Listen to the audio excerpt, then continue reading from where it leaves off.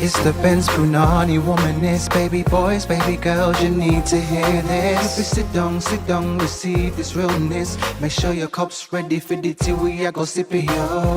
Hot time scrolling for your long shorts. You might learn something you never know. Collect you fine, and she's one of a kind. Don't say you're mine, say you're mine. And we are back. It's me with no song because I am exhausted. So, what did you think of the New York live show? It was really something. It was, are my things even? I don't even know. I don't know anymore. I don't know anything anymore.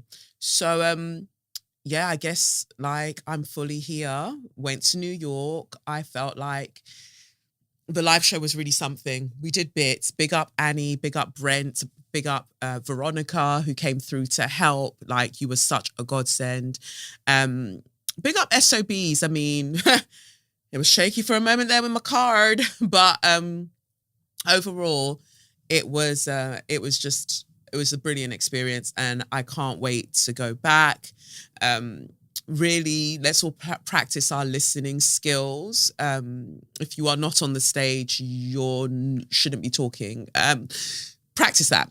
But otherwise, yeah, it was just great. Like, I enjoyed having, people there who inspired me to even start podcasting, in terms of like Crystal and stuff, be there. I haven't even introduced myself. Look at me cutting myself off and interrupting myself.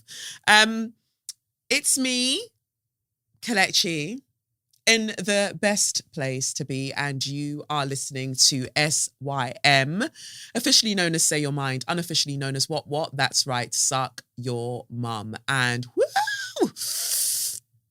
I feel like my voice isn't even back. I've had like the busiest week ever.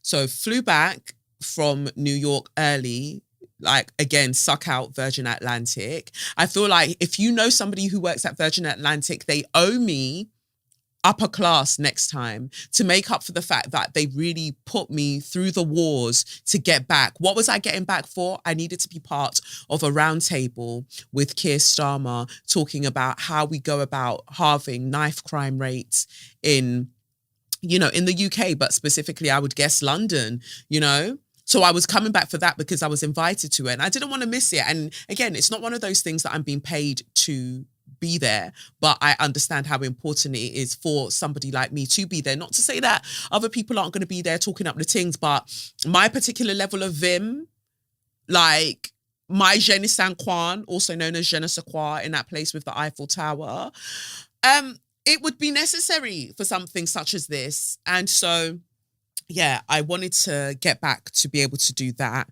I ate at Peaches. I realised that I actually had gone to eat at Peaches in Bed-Stuy before, when I was in New York the last time. Food slapped. I was hoping I would be able to get some in time to take with me on the plane, but then I didn't. But yeah, Virgin Atlantic, if you know anyone that works there, they owe me upper class the next time, because all of that was bloody ridiculous. All I was trying to do was get back to something that I knew would be of potential good to our communities. So after the knife crime roundtable, I think there was only about like 8 of us that were invited to be in the room. I think you can hear me. I was going to move the mic. I think there was about 8 of us, and I was sat opposite Keir. That was hilarious. But yeah, it was good to do that. After that, there was a conversation. It was organised by My Life, My Say, an organisation that wants to encourage young people to register to vote and then to go out and vote. So they organised a conversation between Keir Starmer and Doreen Lawrence, and it was good. Keir said some things that I didn't even know that he knew about. So it was a surprise to me. I'm yet to be won over, but for the most part, okay, fine. So yeah, I had to rush back for that roundtable. So my flight got in at like 7 a.m. in the morning into Heathrow, then went home, had a quick nap, got myself ready, and then headed off to the roundtable for like 4 p.m. or something. Yeah, I made points. You know me already. You know your girly is going to be making points. So I made points. Like, you can't say that you want to intervene and you want to deal with knife crime, but you're not addressing like poverty. You're not addressing housing. You're not addressing education. You're not addressing white supremacy, really, because until you do that, how are you going to halve knife crime? Knife crime is a symptom of trauma. That trauma has been inflicted upon us by white supremacist heteropatriarchy. We cannot deny that. So until we're talking about that, like, what are we really talking about? And I fully rolled up there with my gold caps on my teeth, you know, giving a look, because intelligence and eloquence comes in various forms, and a baby girl will deliver on the looks and the styles. Talking of looks and styles, this week I bodied it. Are you nuts? First, the round table, giving the girlies that look from Andrea Iyama, you know, my 3-piece set. That's like the psychedelic colors. Very, very beautiful. Also, if people ever ask to photograph you and you think it's a collaboration, when really they are thinking about how, if you use that image, they're going to get paid off it, be very, very aware. But that's by the by. Anyway, carrying on with what I was saying. That was a look. And then what did I do after that? Then Sunday, did I go somewhere? Oh, Sunday I went to go and watch Super Mario Brothers. That was great. Okay, going back to Keir Starmer. You see how my brain works? There's so much information that I need to deliver, but such short time. Whew, Kelechi, catch your breath. Husa. So, at the Keir Starmer roundtable talking about knife crime, they're preparing, obviously, because we think that a general election might be soon. And, you know, they're getting together their Race Equality Act and all of these things. And it's been a joy to contribute, because this isn't actually the first time that I've contributed for this particular thing. I've spoken, I think, about criminal justice, and I've also spoken about small businesses and changes that I think that needs to be made in order for the Labour Party to be of any use to anybody, really, but specifically Black people, specifically the global majority that live in this country. So having, you know, all of those conversations, I posted a picture of myself and Keir shaking hands. Like, obviously, he was glad to meet, me, you know, fine. I'm joking, by the way. But posted that, and people were like, oh, but Kelechi, you know he's not going to make any change.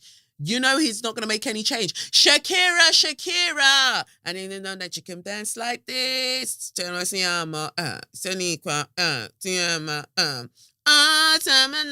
My hips don't lie, and I'm trying to fit. My hips don't lie. Okay? My hips do not lie. So if any politician is potentially bringing me in the room and they are lying and they're not going to do what they said that they're going to do, baby, as long as my hips aren't lying, I'm going to do what it do. I'm going to make it do what it do, baby. That's all you need to know. Okay? By that, what do I mean? I mean that tomorrow, you cannot say that you weren't told the things. I will give you the benefit of the doubt that this is the first time that you are hearing my particular perspective, although I know that there's nothing new under the sun. And I know that there are people who have come before me who have the bars, who have the research, they have the data, they have the analysis, they have written the reports, you know. I'm just here as a cutie sitting in front of a politician telling him, get it right, baby. Get it right. Because as that African adage goes, a child who is not embraced by their village will burn that village down to feel its warmth. So you can't say tomorrow that you were not told.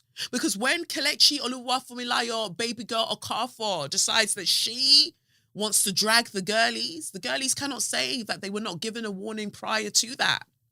So I don't mind. So you asking me, oh, do you think he took it on board? Do you think this? Do you think that? I would hope so. Ask about me. I mean, I would hope so. So that's all really I have to say about that. I'm hopeful. Yes, I am hopeful for today. Take this music and use it. Let it take you away and be hopeful. 'Cause I will fling straws if you try me, baby. Kelechi, find the notes. Jesus! Of the harmonizations and the octaves. Jesus. Anyway, in other news, I'm starting tap dance this week. I cannot wait. I booked it ages ago and bought myself some really cute gold tap shoes because I have to look cute if I'm going to be doing the things.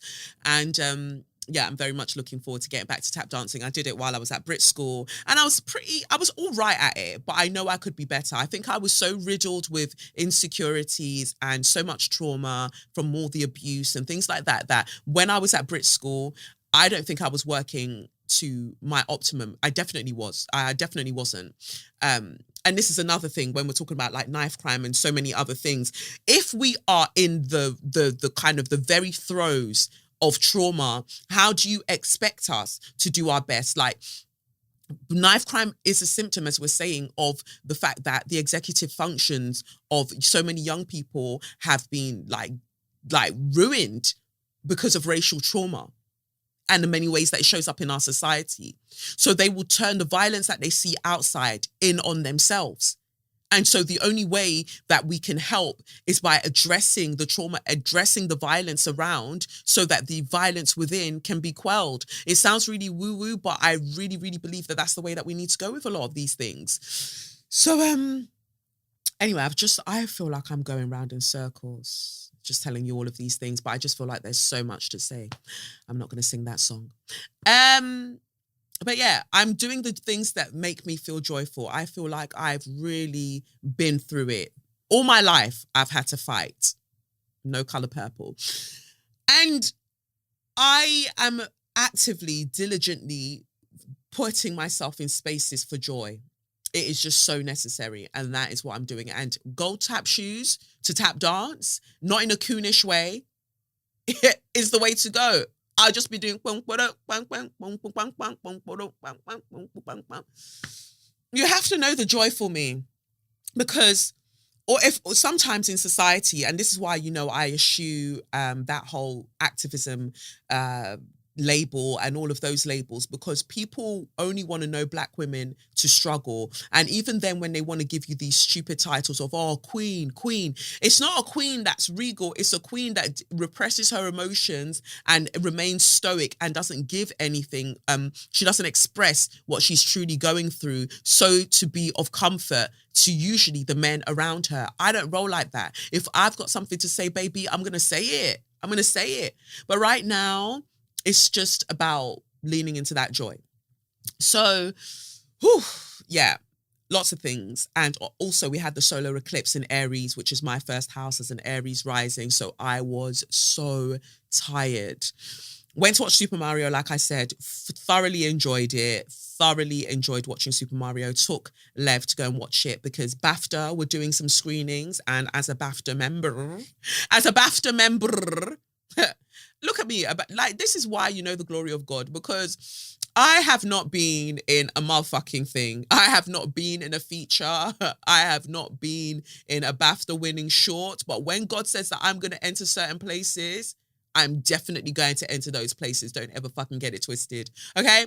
So as a BAFTA member, I took Lev to one of the screenings that they'd organised and he absolutely loved it. And so that was Sunday. Monday, I know I did something. Tuesday, then I was at the London Book Fair. I'm sure I'm forgetting all my things. Oh, sorry.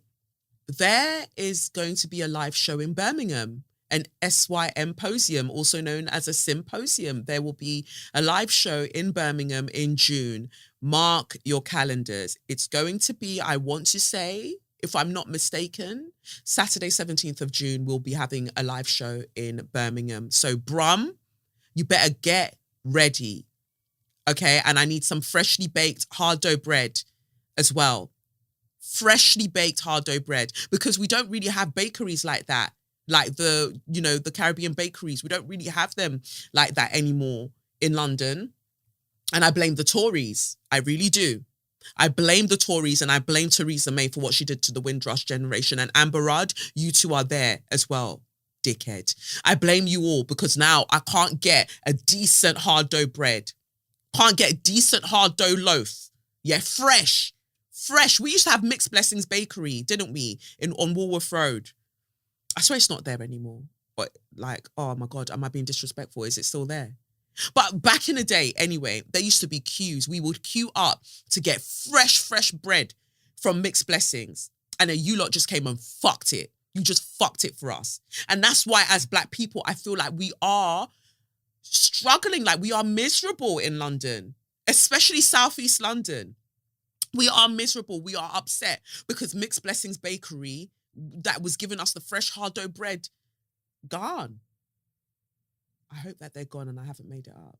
But really, there aren't any lines like that anymore, is what I'm saying. I'm sure there are other bakeries because I feel like people who are from other areas of South or East or North or, I don't know, maybe you've got your bakeries. But all I'm saying is that the Tories robbed us of so much. And one of the things that they robbed us of is hard dough bread, freshly baked hard dough bread. Because I know that you can go to like the supermarkets and you can buy hard dough bread and you can, you know, go to the market and get all of these things, but they're not fresh. Even Agege bread is even struggling. Agege bread is struggling because of the immigration laws. Sorry, I've gone off on one. What I was going to say is that I went to the London Book Fair. I was in conversation with my baby boy, Dapo Adeola, who was illustrator of the fair, and also happy birthday to you, baby boy. Big man, big man, big man. And it was an honor to be the person like interviewing him, essentially having a conversation with him about his journey so far. And I don't say it enough. I don't think you know how important Dapo is in my life. A lot of the things that you see me doing now, even with Edge of Here and, you know, just anything that you see me doing with publishing really came about because of Dapo. And when I was in conversation with him, I was just watching this black man talking about all of the things that he's done in his career so far. And what I noted was just the abundance, the way that he's a Taurus son. So of course he works from a place of abundance, but a Taurus son, that's why he's blessed materially, because the material abundance that he experiences. Also, congratulations on your book deal, your series, Dapo, big up yourself, 2 slaps on your chest. Because he's a generous person is what I'm really trying to say. My mind is everywhere. My mind, oh God, what was I about to say? God forbid, God forbid, God forbid, God forbid. I'm just turning this camera back on. It decided to switch off. He works from such a place of abundance. He's generous. He's the one that put me on to my literary agent. So we have the same literary agent, Sally Ann Sweeney. I told him that I wanted to write something. He said, let me introduce you to Sally Ann. And the rest is history. And at every point, when he was putting together Joyful, which was an anthology about Black joy, he put together illustrators and authors to work together. Again, he told me about it from when he was even thinking about it, before it even became a thing. And he said to me, do you want to write for it? Like, he's always been putting me on. And when I tell you I love that man, I love him so much. He's like a fantastic friend. I think he's just a great representation of a Black man. And if I were the kind of person that would call men kings, I would definitely call him a king. I think I've called Black men kings before. But like the true version, not the hotepery, that is a king to me. He's a king to me. With his high top and the fade on the side of his head and the pen that he draws with in his hand. Chocolate King to me.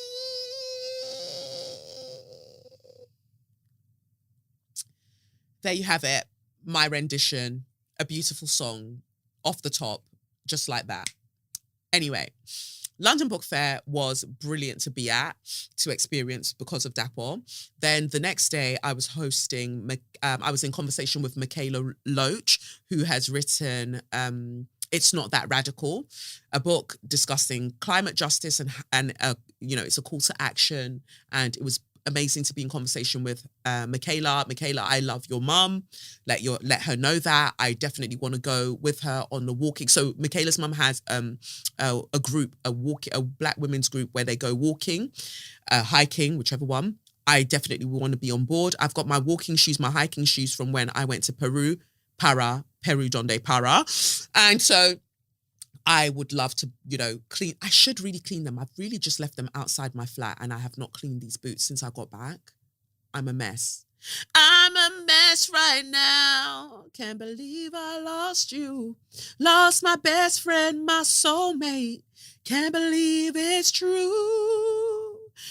Anthony Hamilton, please come to London. Please. I just need, even if it's a private gig, just for me only, I need it. If I'm going to survive this year, I need an Anthony Hamilton gig. Please.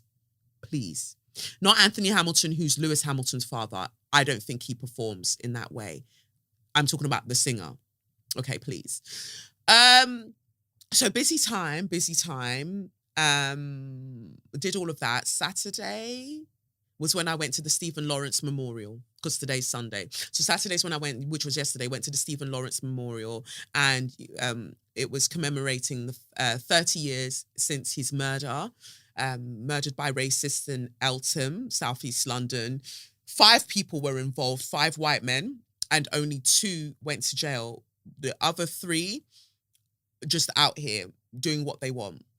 The 2 that are in jail, I think they're up for parole soon. And I know that we're talking about like abolish prisons, but while prisons are still in existence, they need to stay there. They need to stay there, as far as I'm concerned, remain there. That's all I have to offer in this situation. They must remain there. Yeah. Oh gosh, that memorial service was really, really something. Sadiq Khan spoke. Mark Rowley, who's the Commissioner of Police, he was there. I think he was in the front row. Rishi Sunak was meant to be there. Really glad he didn't show up, him and his short self. I don't think he would have even been able to reach the lectern or the whatever that place was, the pulpit. I think he would have like got burned up immediately. Like the angels would have just gone and just he would have disintegrated. I don't know if yeah. Anyway, he was meant to, from the program, it looked like he was meant to read an excerpt from Nelson Mandela's A Long Walk to Freedom.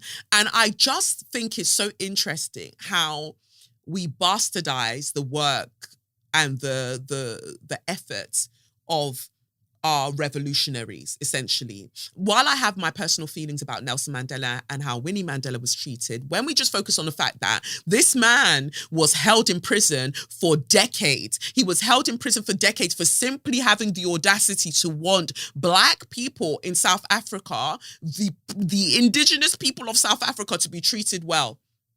But the colonizers did not want to treat them well. And so you put him in prison for that. And yet he then writes this book while apartheid and all of these things are going on. He writes this book when he's out and he talks about his experiences and he's saying everybody should come together right now over me. He's doing all of that. And then you lot are really using it. You that have the most hateful policies, you that have not changed, you have not changed your behavior, the same kind of behavior that he experienced that led to him being imprisoned. You have not changed that behavior. You still behave in that way, but you have the audacity, the temerity, the gall to now read an excerpt. Baby, I'm so glad you didn't show up, Rishi. Rishi, I'm so glad you did not show up. Okay? Because the vibes that I feel towards him, like I said in a video that I made, you would just fall down immediately. Gosa. There isn't a single one of my enemies that can say that they're really still standing. No Elton John. So, I just thought that was interesting.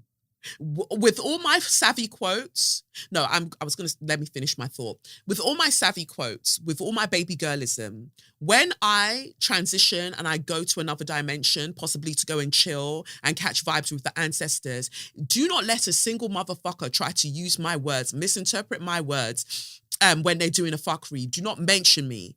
Keep my name out your dusty, stinking mouth. Okay? Don't. Because it's funny, these silly cunts, you never see them quoting Malcolm X. You never see them quoting Freddie Hampton. You don't see them quoting them, man. Why? Go and quote them. But you don't. You don't. You like the MLK. You like Nelson Mandela. You're like, yes. Desmond Tutu, yes. Because you don't actually want to do any work. You want to remain in a space of, and we can't even call it a space of inaction because you're active with your oppression. You're just not, you're inactive when it comes to positive change, but you're active with your oppression. And that just makes me sick. What time is it? Let me not talk too much. Oh, I've got to get going anyway. So, yeah, Rishi, glad you didn't make it. Keir Starmer was there. Sadiq Khan was there. Sadiq Khan gave a speech or made a speech, whichever one you want to call it. And initially, when he talked about Stephen Lawrence's murder, he talked about the Macpherson report that was commissioned as a result of Stephen Lawrence's murder, and that the Macpherson report said that the Met Police is institutionally racist. But he said was institutionally racist, and I was like muttering under my breath, like is institutionally racist. And then he continued his speech because my blood was boiling. And then he said, but the Met Police remains institutionally racist. And I said, that if you want your third term, there are two things you need to do, Sadiq Oluwatunji Khan. If you want your third term in this London as London mayor, let me tell you something. You made it by the skin of your teeth that second time with Sean Bailey and that YouTuber. Them lot had you on the ropes. If you want this third term to be a success, two things. One, make your way onto this podcast immediately. Stop being scared of me. I don't bite. I wouldn't bite you, you're short. Second thing, keep telling the truth. Keep telling the truth. Because lies, I promise you, lies will not suffice. 2026, we're going to see major things. By that, we will see so many things transformed between now and 2026. Do not be on the losing team, ho. Start telling the truth. Keep telling the truth. That is all you're being asked to do. It was lovely to see Doreen Lawrence. That's like 2 Saturdays in a row. I always give her space. I don't go up to her. I even went up to her on Saturday and I was just like, thank you for everything that you've done. And even that felt a bit like, oh, like I just want to leave her alone. Because when people say like, oh, you're so strong, you're so resilient, you're so da-da-da-da about her, all I see is sadness. Like this country snatched her son away from her. And then she's been working and working and working ever since to change the way that this country operates. And then when Stuart Lawrence, her son, Stephen Lawrence's brother, he gave the opening speech at the memorial and he said, would you believe that after everything my mum's done, she still has to go to work. She doesn't have much money to her name. And I said, what? How can you snatch somebody's son's life?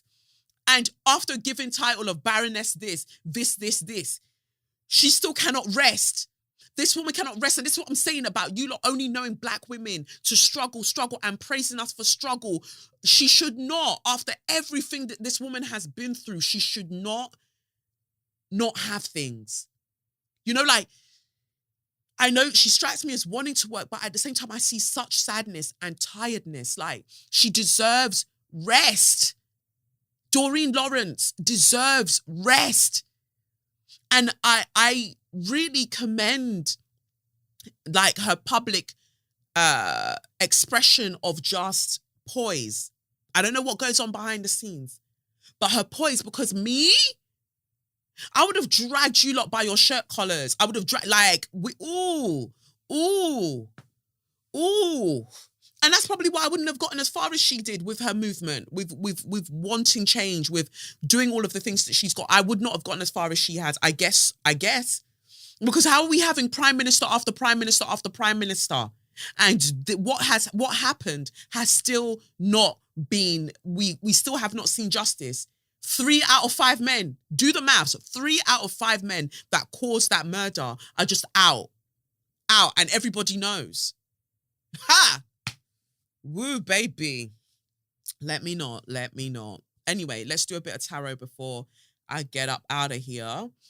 Basically, I've got an interview for you before I go on further. I've got an interview for you with Araba, who is amazing. And we talk about spirituality. We talk about wonderful things. So you're going to hear that in the Share Your Magnificence section. And I think I'll just give you two stories for So You Mad and Straw of the Week, because I need to be up out of here. Yeah. So anyway, tarot. I've done a really cute setup for tarot this week. If you're watching on YouTube, which I encourage you to do because the podcast won't come out in audio every week until 4:44 p.m. I believe so, 4:44 p.m. every Monday. But the video will premiere on YouTube at 11 a.m. So just bear that in mind.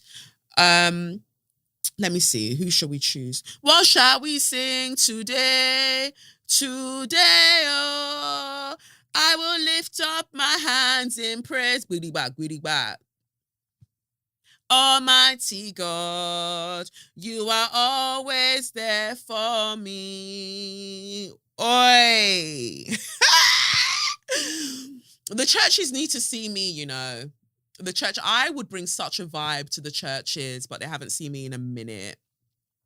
You know, I was thinking today, did I say already when I started recording that today's the anniversary of my pregnancy loss when I had my miscarriage? Maybe I didn't say that. So also trigger warning, bloody hell. And I look at my life now compared to 2018, and I'm so in awe of what God can really, really do and your ancestors, your spirit guides, what they can really, really do to hold you when you are absolutely broken. And they help you put the pieces of you back together ever so slowly, because you had them jumbled up anyway. Because of the trauma and everything else that happened in your life, your image of yourself was pretty jumbled up anyway. So then something like that happens and then you fall completely apart, but it offers you the opportunity to kind of put yourself back in a more cohesive way. So, you know, big up my spirit, baby. Love you, Bab. Anyway, let's get into this. I've chosen this letter that says, "Hi, Kelechi, I hope you are doing well, that you are replenished, resting and feeling loved because you are love personified." That's so beautiful. Thank you. I remember going to your pole dancing classes when you used to have a studio in Clapton. I later came, I'm sorry, I'm going to have to pause 1 second to just say something. Oh my God, I was about to forget, coming from the memorial. Are you nuts? I looked sensationale. Also known as sensational. What? That was the bit I was about to forget about the Stephen Lawrence Memorial. Because in the invite, it said day dress. And I understand day dress to be something that's usually below your knees or past your knees. And usually it would be accompanied by a fascinator or a hat or some kind of headpiece. So I brought it. I was giving 1950s glam. I gave the high-waisted full skirt, you know, and then a little bodysuit that was off the shoulder, all blacked out. I had heels from Kurt Geiger. I swear I bought in about 2009, if I'm not mistaken. And they round toe court shoes, suede with a gold heel. No, don't play with me. This is the thing. Don't play with a baby girl, because when it comes to style, I'm a fucking Libra sun. I'm like, what? With a South Node in Libra. So it means like this is second nature to me. This is second nature to me. Okay? Now, previously, the Ancestor Girlies only gave me a quota of 5 stunning looks a year.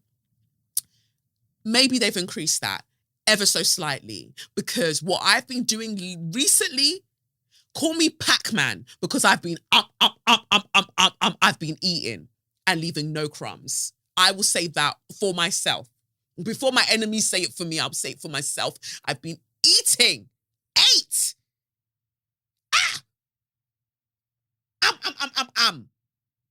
Yes. Then my fascinator, my headpiece, I had it made by Christine's Atelier. They're based in Nigeria, because whatever you see me wearing, there will usually be some kind of West African designer somewhere. There will be. It was orange because the Stephen Lawrence colours is orange and black and white from what I see. And so I thought, I'm going to do an orange fascinator. They made it, sent it out to me. Unfortunately, during transit, it got squashed. And I had to let them know that. I was going to buy another one from Etsy that was like a fraction of the price to mitigate what had happened. I thought I ordered it from Etsy, but the way that my mind has been so busy, I actually put it in my basket, but never ordered it. So I was waiting for it to arrive. I was like, what's taking so long? I haven't had a dispatch notice because I didn't order it, but I feel like that was God. I wasn't meant to order it because I was meant to wear this exact hat. And so I went and figured out a way. I mean, they helped me from Nigeria, sending me like screenshots and things. So I was able to steam the fascinator back to life, and I wore it, and I genuinely felt beautiful. You know, like I feel like I need to own that, because sometimes I wear things and I do things and I just don't feel cute. Like people are like, oh, you look flamey, you look fire. But I don't feel it. I felt beautiful, like regal, like not that queen sense, but just like, woo! The fit was fitting. No necklace, because I was giving neck. Pause.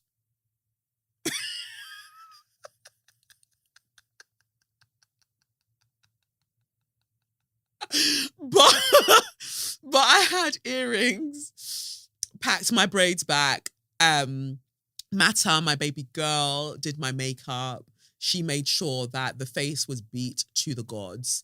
And I just wanted to share that I looked amazing. And as usual, I didn't take photos or really make a video really, but future lover, come on in.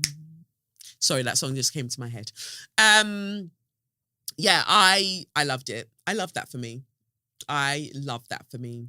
So Christine's Atelier, they make beautiful fascinators. If you want to get your hats or for whatever occasion from a Black-owned brand, a West African brand, a Nigerian brand, that's my recommendation. But obviously hope that your one doesn't get squashed in the post and then you have to like put it back together. But still, it looked amazing once I was done. Sorry, I've had to say that. But what I wanted to say about that is like, so I stood out because clearly a lot of the people didn't follow the dress code, and that's fine. But us Libras will usually follow the dress code and then, you know, leave it where it's at. You know, we will surpass the dress code. That's just what we do. But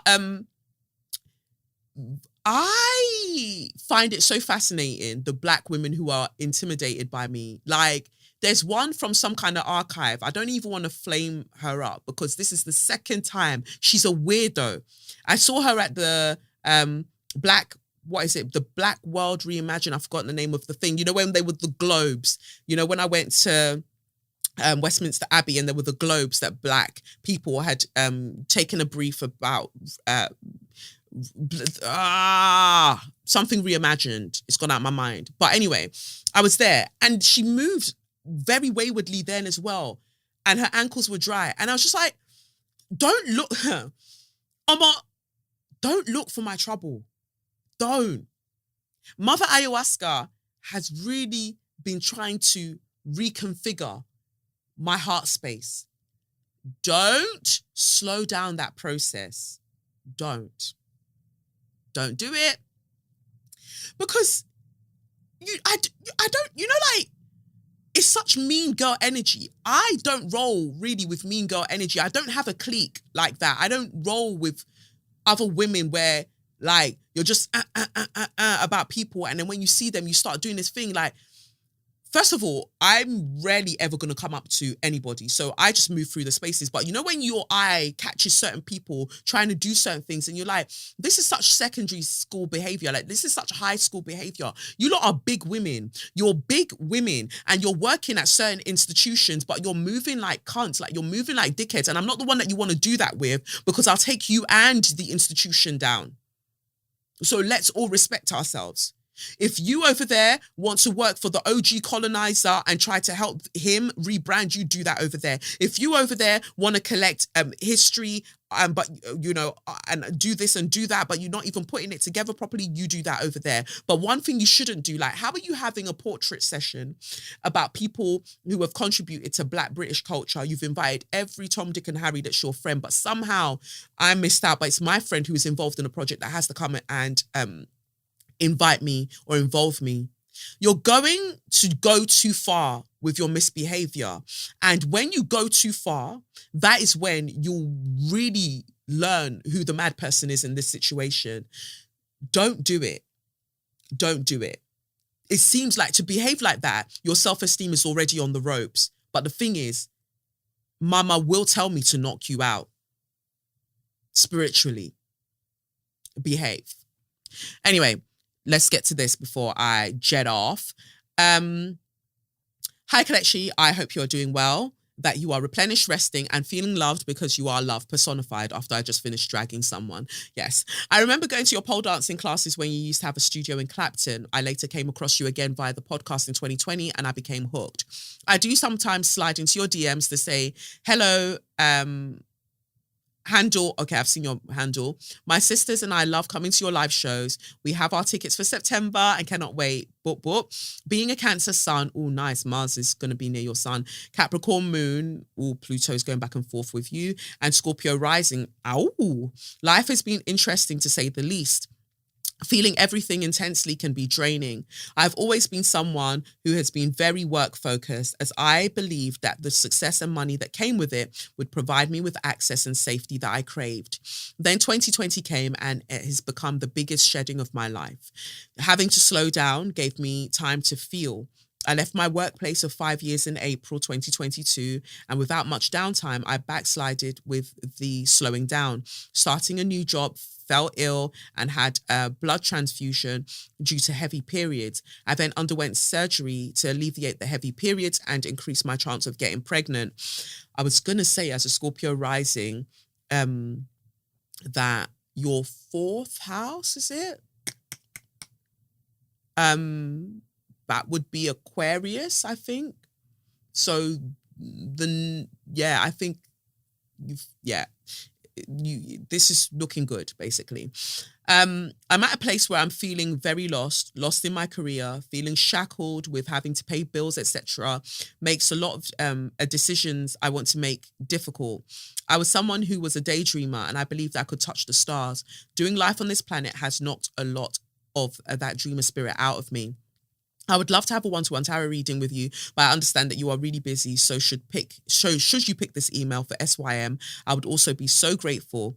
I feel a lack of clarity. I'm fearful of having a child. I want to leave my job, but not sure where to go or what to do.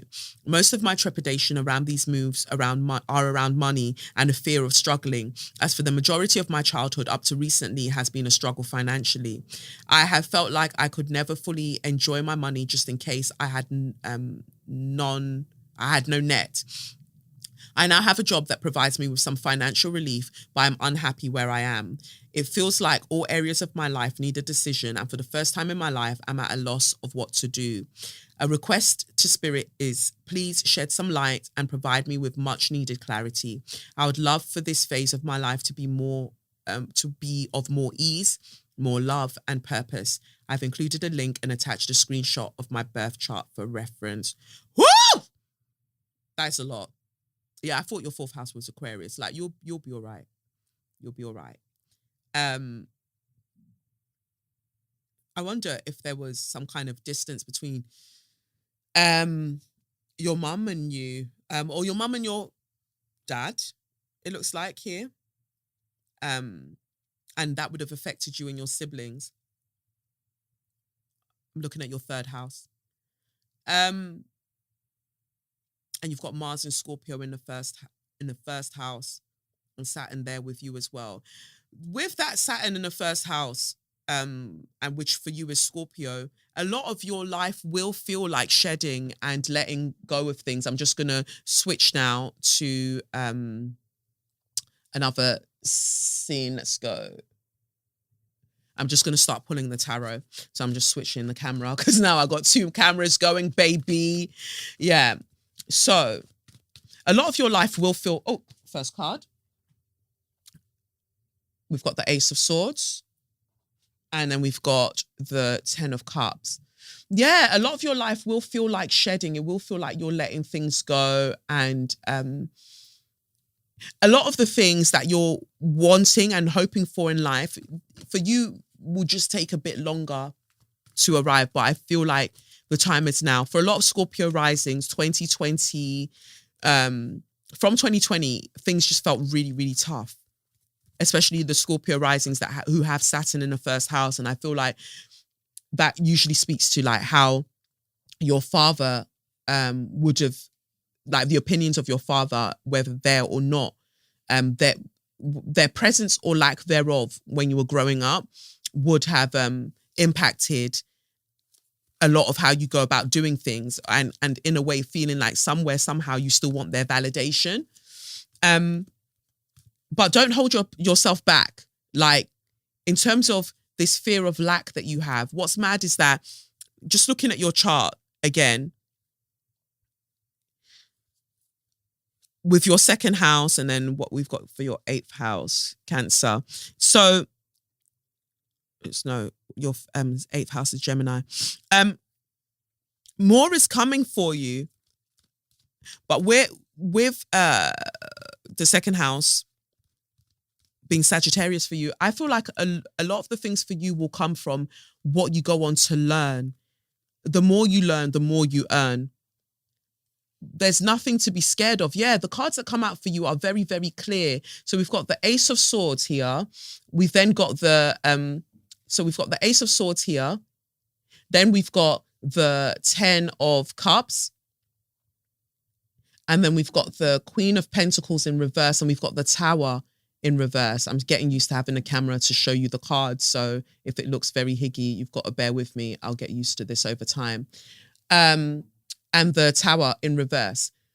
This is saying that a lot of the things that you're experiencing, that you're imagining.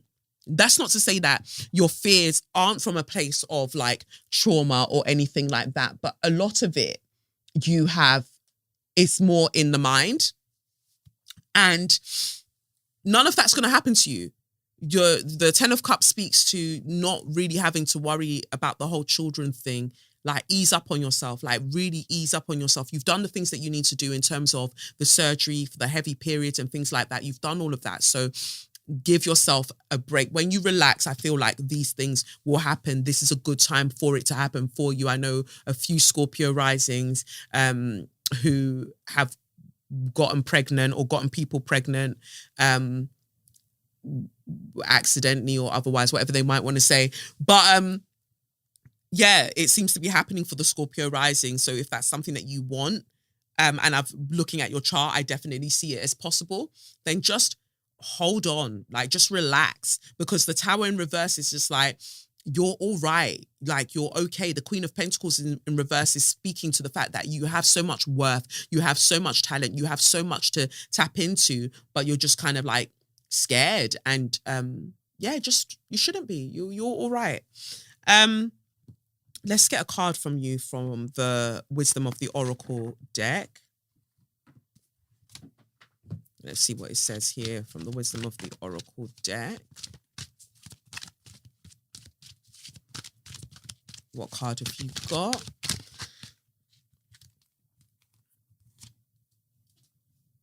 Okay, let's add this to it. So the card you've got is Oyin. I'll just place that on top here so you can see it. Oh, there we go. Oyin. All right, let's see what it says for Oyin. That's number 2. Gorgeous. It says here, it's meant to say yin, sorry. The typography makes it looks like oyin, which is honey in Yoruba. But it says here anyway, yin. The feminine principle of receptivity, letting someone else make the first move, gathering information and taking in cues, the art of conscious allowing. The Oracle's message, this is a time of calculated receptivity. Told you, relax. As you gracefully await what is coming to you, ready to accept it when it appears. Yin does not involve frozen, go back to here. Yin does not involve frozen dreams or even resting, but rather consciously, I said relax and rest, but yeah. But rather consciously allowing things to flow to you, poised to receive the bounty that will be made available to you. It implies sensitivity as you alertly study the actions of others and contemplate how they will affect you and yours. Remember, you must make space for miracles to appear. Be the shaped, not the shaper, and you'll see how quickly your dreams manifest. And I like that for you. Prosperity Message says, this is a time when the most effective action is to allow others to show you the way forward. Observe their behavior and follow their lead. Your desire to push through must take a back seat for now. Exactly. Collaborate and offer your ideas rather than dictating what must happen. Let others come to you.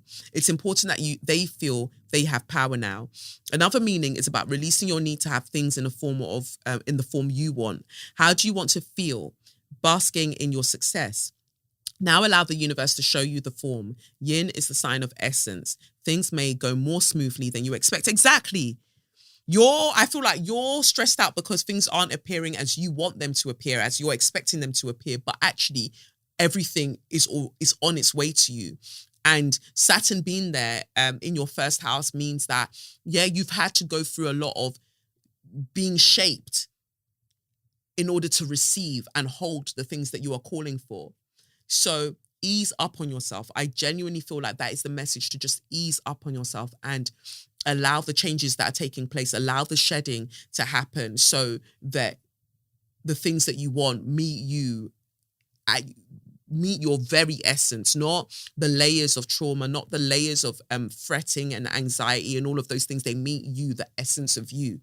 Yeah. The core, beautiful, beautiful version of you. That is what they meet. So take your time. Like it's all good. That was very easy for me to do because there isn't much to it. Like, you're all right. You're genuinely all right. So that is that for the tarot. I pray that it resonates. I guess now I will let us go to my chat with Araba Ofori Aqua. It was great. Like, I definitely want you to experience this conversation about her book, African Centered Wellness. It's fantastic. So I'm going to cut to it now. Go and enjoy. Araba, lovely, lovely, lovely to be speaking with you, doing all of the things. I love a wellness girly. I love it. Like true actual wellness, not this higgy hagger, but like true actual wellness where you're like, no, let's return to source. Like let's go back to what we know. And so I'm so glad that we actually get to talk about that. Like, me too. Thank you for inviting me on. I'm really looking forward to this conversation. Yes. So you went from a marketing executive. I say went from. I feel like when you're a healer, you're a healer. It's whether you remember that you're a healer or not. Exactly that. So from being a marketing executive to remembering your healing capabilities, your powers, your divinity, what was that journey like? It's so interesting because it's exactly as you say, like if you're a healer, you're a healer. But I think something that I've heard so many healers say when they're talking about their journey is this whole experience of basically things hitting rock bottom, going through the dark night of the soul, then going on your own healing journey, and then through that, remembering who you are. So it was, it's a pretty typical story, but that's what happened with me. I was, I was this ambitious career girl, like always chasing promotion, always doing extracurricular activities. Like every single job I had, I was the social secretary, always planning the work dues. Also doing like competitive cheerleading and running a blog. Yeah, I was just doing all the things. I was doing too much, honestly. I was doing everything. But it was all under this guise of #girl boss, like, oh, I'm doing this because I'm just so ambitious. And that was part of it, definitely. But looking back, I really recognize that so much of it was driven by anxiety and a need to just keep going to avoid having to actually sit with my thoughts and having to deal with things like the chronic insomnia I had for 5-6 years, having to deal with the panic attacks, having to deal with intrusive thoughts, So as I'm sure you're also familiar with, you can only run away from these things for so long. Yep.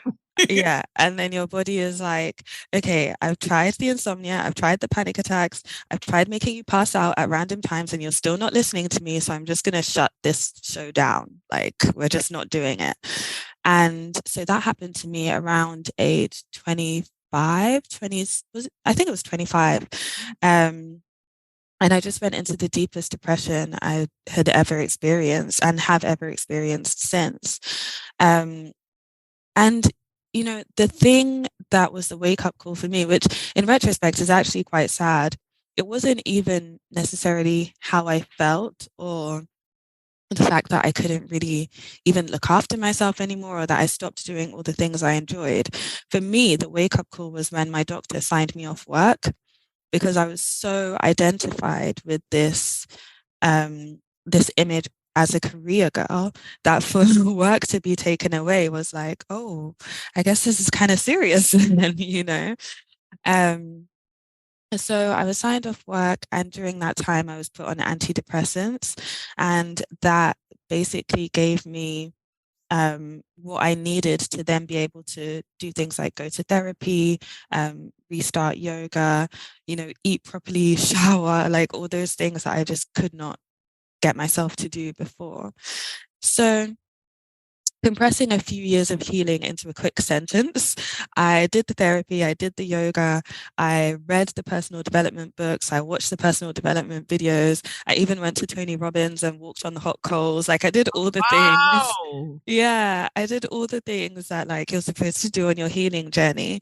And eventually, plus also having an amazing support system, I did get better. And I think going on that journey helped me to it helped me to understand who I actually am, beyond all of these labels I had given myself with career girl, what else, but also really helped me to understand that one of the biggest keys to my healing was connecting with my heritage and connecting with my culture and connecting with my ancestors.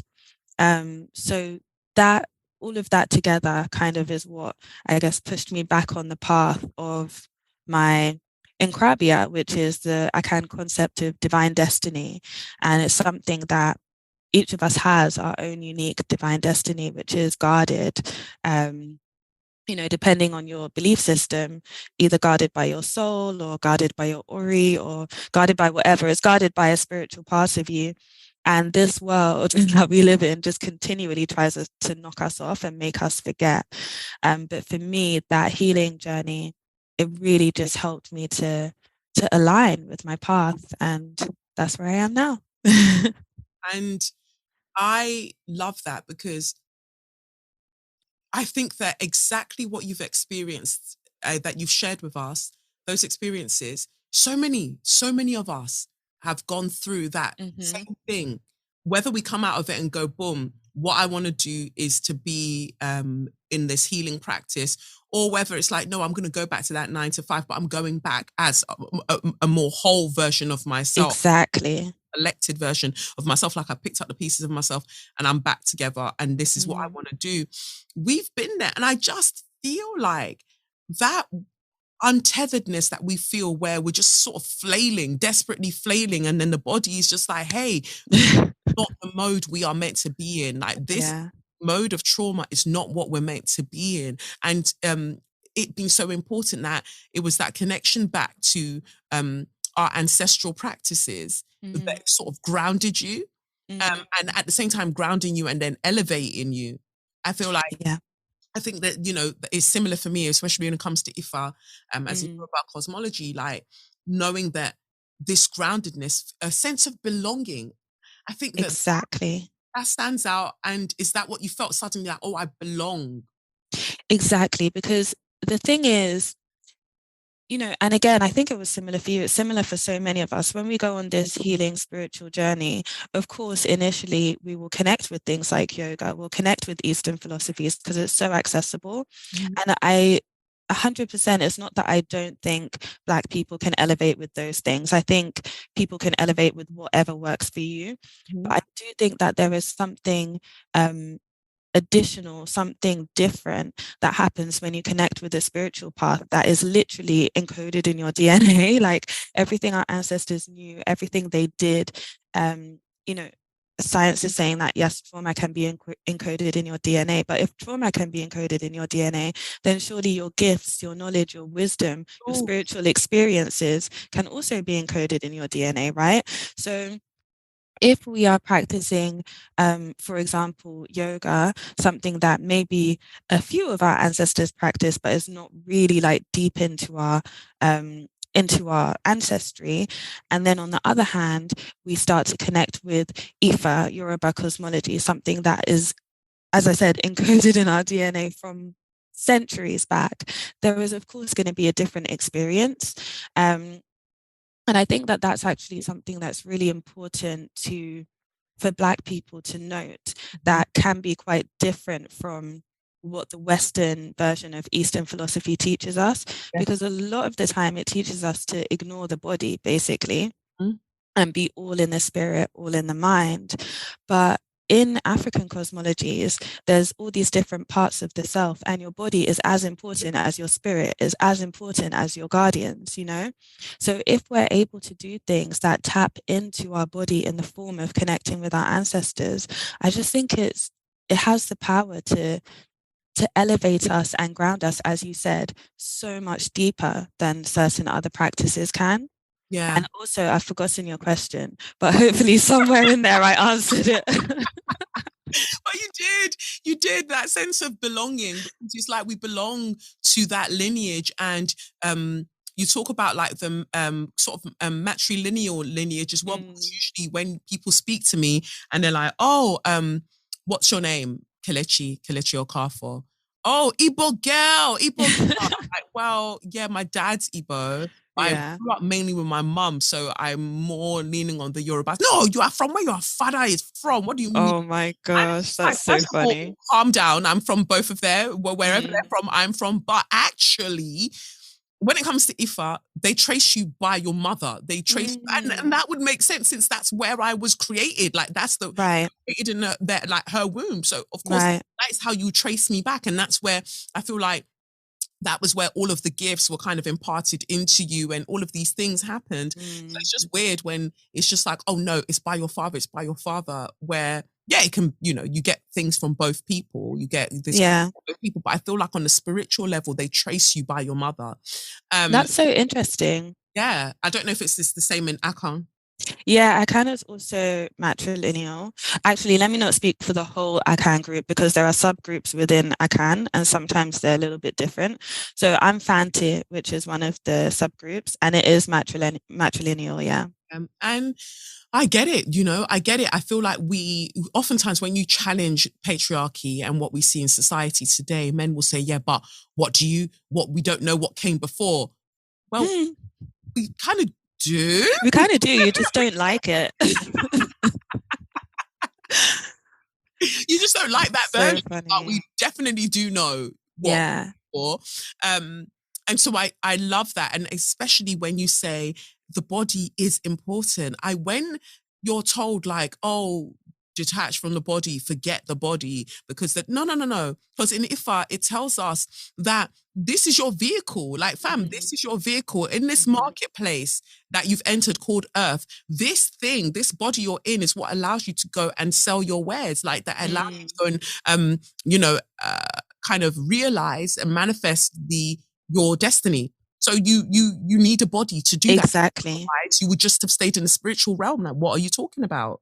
Exactly. And it's also interesting because it's also the fact that we're in this body that is also such an important part in our relationship with our ancestors. Because, another area where there's a lot of misconception is that, like, oh, in African spirituality, you worship your ancestors. And that's not the case at all. It's actually a symbiotic relationship, excuse me, where we, you know, we are blessed to be able to connect with our ancestors because we can learn from them, as we've kind of already touched on, but also they're in the spirit world, so they might be able to share information with us that we wouldn't have otherwise. They might be able to, petition the creator for us, but they need us too because they don't have a body, you know? So like, when you'll see people like maybe with their ancestor altar, they're putting all kinds of things on there. They're putting cigarettes on there. They're putting alcohol on there because our ancestors are people who have walked this earth and they know what it's like to have a body and they know what it's like to enjoy the earthly things. And being in the ancestral realm, they can only do that through us because we're able to, physically touch those things and bring them to the altar. So, this idea of the body being irrelevant is it just doesn't make sense, especially in an African worldview. It doesn't. It doesn't. We do so much with our bodies. And I love your perspective on that because that is literally why they ask for certain things. Like some ancestors will be like, go and get sweets. And you're like, what? But you want sweets. Okay. Like, exactly. I put out roses, like white roses are my favorite to put out. Water, coffee, some even put like... You pour out the things that will help them. And if you're like, quick, I need you to help me with something. Okay, you put a bit of pepper, a bit of coffee, like help them help you. Exactly. And I love when you talk about symbiosis because that is exactly what it is. Like we need each other. Otherwise, whatever is happening here, they can't help with if, there isn't that connection, if there isn't that conversation. And also people having this idea that all ancestors are these like super calm beings. Some of them still have the energy and the behaviors and the attitudes that they had when they were exactly body. So that's why you need a consortium, like you need a group to help you come to certain decisions. Because if it was one of your wayward ancestors, even though they're not in a physical body and they can see way more, they can still be wayward. So listen, dying alone does not give you sense. I'll tell you that. Like, just because you're dead doesn't mean you're now wise. And I think that's also like, obviously we're laughing and making a joke out of it, but it's actually really important because if you are going to start calling on your ancestors, you can't just like open the door and be like, oh, all of my ancestors come through, because you wouldn't do, like, if you think about the real world, right? Let's say you're having a family party, or like, no, let's not say family party because there's obligations and things there. Let's say like you've just moved into a new house, right? You're going to invite certain family members so they can come and see where you live and all of that. You're not going to invite all of them because some of them are not nice people. Some of them are bad vibes. Some of them, like, you don't want them in your house. And that's just facts. It doesn't matter that they're family, right? So it has to be the same thing with your ancestors. You can't just make an altar and be like, yes, anyone who's ever been related to me, please come, because they will discombobulate that altar. Oh gosh, it will be drama and drama. There'll just be fights. Cups are falling over. You're like, honestly, what's going on? Because this one that doesn't get along with this one, you were like, yeah, everybody come chill. Like, exactly, what's going to happen? Exactly. So you actually have to get specific. And there's also a lot of people who don't know their ancestors, and that's fine because you can get specific by simply saying, I invite all ancestors who love me unconditionally. Yes. And that automatically creates a certain boundary and a certain barrier. You can say, I invite all ancestors who come here in good faith, or whatever, just something. You have to be specific because otherwise it just gets mad. Even with tarot readings, like I notice when I forget to do my prayers before my tarot readings for myself, never when I'm reading for other people, but like before I start, I say honorable ancestors, ascended masters, like all of the people that ride me, that care for me, honorable ancestors. If you're not honorable, stay away. You're not invited. Not stay away. Whenever I don't, and I'm trying to get a reading on something, I'll just be getting mad answers. I'm like, I see what's happened here. All right, you piss off. I wasn't to like, let's go again. So true. It's so true. And I found that with my writing as well, because every time I sat down to write this book, I was very aware that like this book isn't about me and it's not really me writing it. Like I don't have the knowledge and skills to write this book by myself. So every time I would sit down to write, I would always invoke, I'd say the same thing, like ancestors who love me unconditionally, please guide me in this writing, blah, blah, blah. So there'd be times when I'd sit down to write and either the words are not coming or like I'd write something and then I'd read it and I'd be like, what is this? Like delete, delete, delete. And then I would realize like, it's because I just rolled out of bed and sat at the computer and I didn't say anything. Let me go back, do my meditation, do my invocation, and then let's start again. Go again, yeah. And the difference is so clear. Definitely is. And what you touch on greatly there is spiritual hygiene. It's spiritual hygiene. It's making sure that we do the things that are necessary before we start dilly-dallying in the spiritual realm.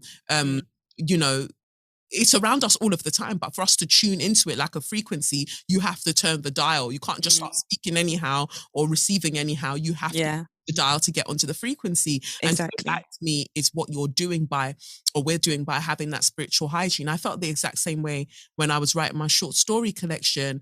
Anytime I'd go to write and that I wasn't called to write that day, I'd instantly get sleepy. Like I would get so sleepy. I would not be able to do anything until I was just like, okay, I get it now. We only write when you want to write, because ultimately I am a vessel. Even when it comes to like making videos on social media, one of my most viral videos, even in that video, I say, I invite like my ancestors that are knowledgeable and wise, you be the ones to speak through me, because let me speak in this place, they will arrest me. Like, use your wisdom to get the point across. And that ended up being chat shit, get banged. So when you talk about being a vessel, I resonate with it deeply. But being a vessel also requires surrender, especially in that writing process. Were there moments where that surrender was just difficult, when you're like, no, I want to write it like that. I want to do it like this. I want to live my life like this. And it was just like, come back here, start again. Do you know what? That is such a good point. I think in the very beginning of the writing process, it was like that, because I had I had got this framework. I was like, okay, I'm going to have 4 pillars of African wellness. And then I like made the pillars. I wrote the chapters that were going to go under the pillars. And, it's not super different from what came out, but it is different.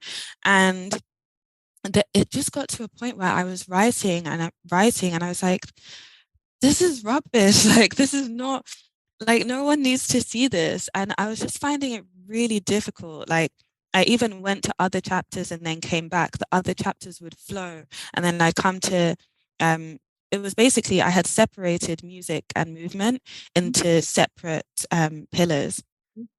Now they're together, they're under one. So at the time I had them separate, like I was just really struggling with those chapters. I was struggling in the interviews, I was struggling with the writing, like it just wasn't making sense. And then, I think I just went away from it for a few days and was just like, okay, like, obviously this isn't working. Like, I just need to, like, I'm just open to hear how to fix it, because I don't know how to fix it. And then I think I might have even been sleeping. You know, all the best ideas come to us when we're trying to sleep.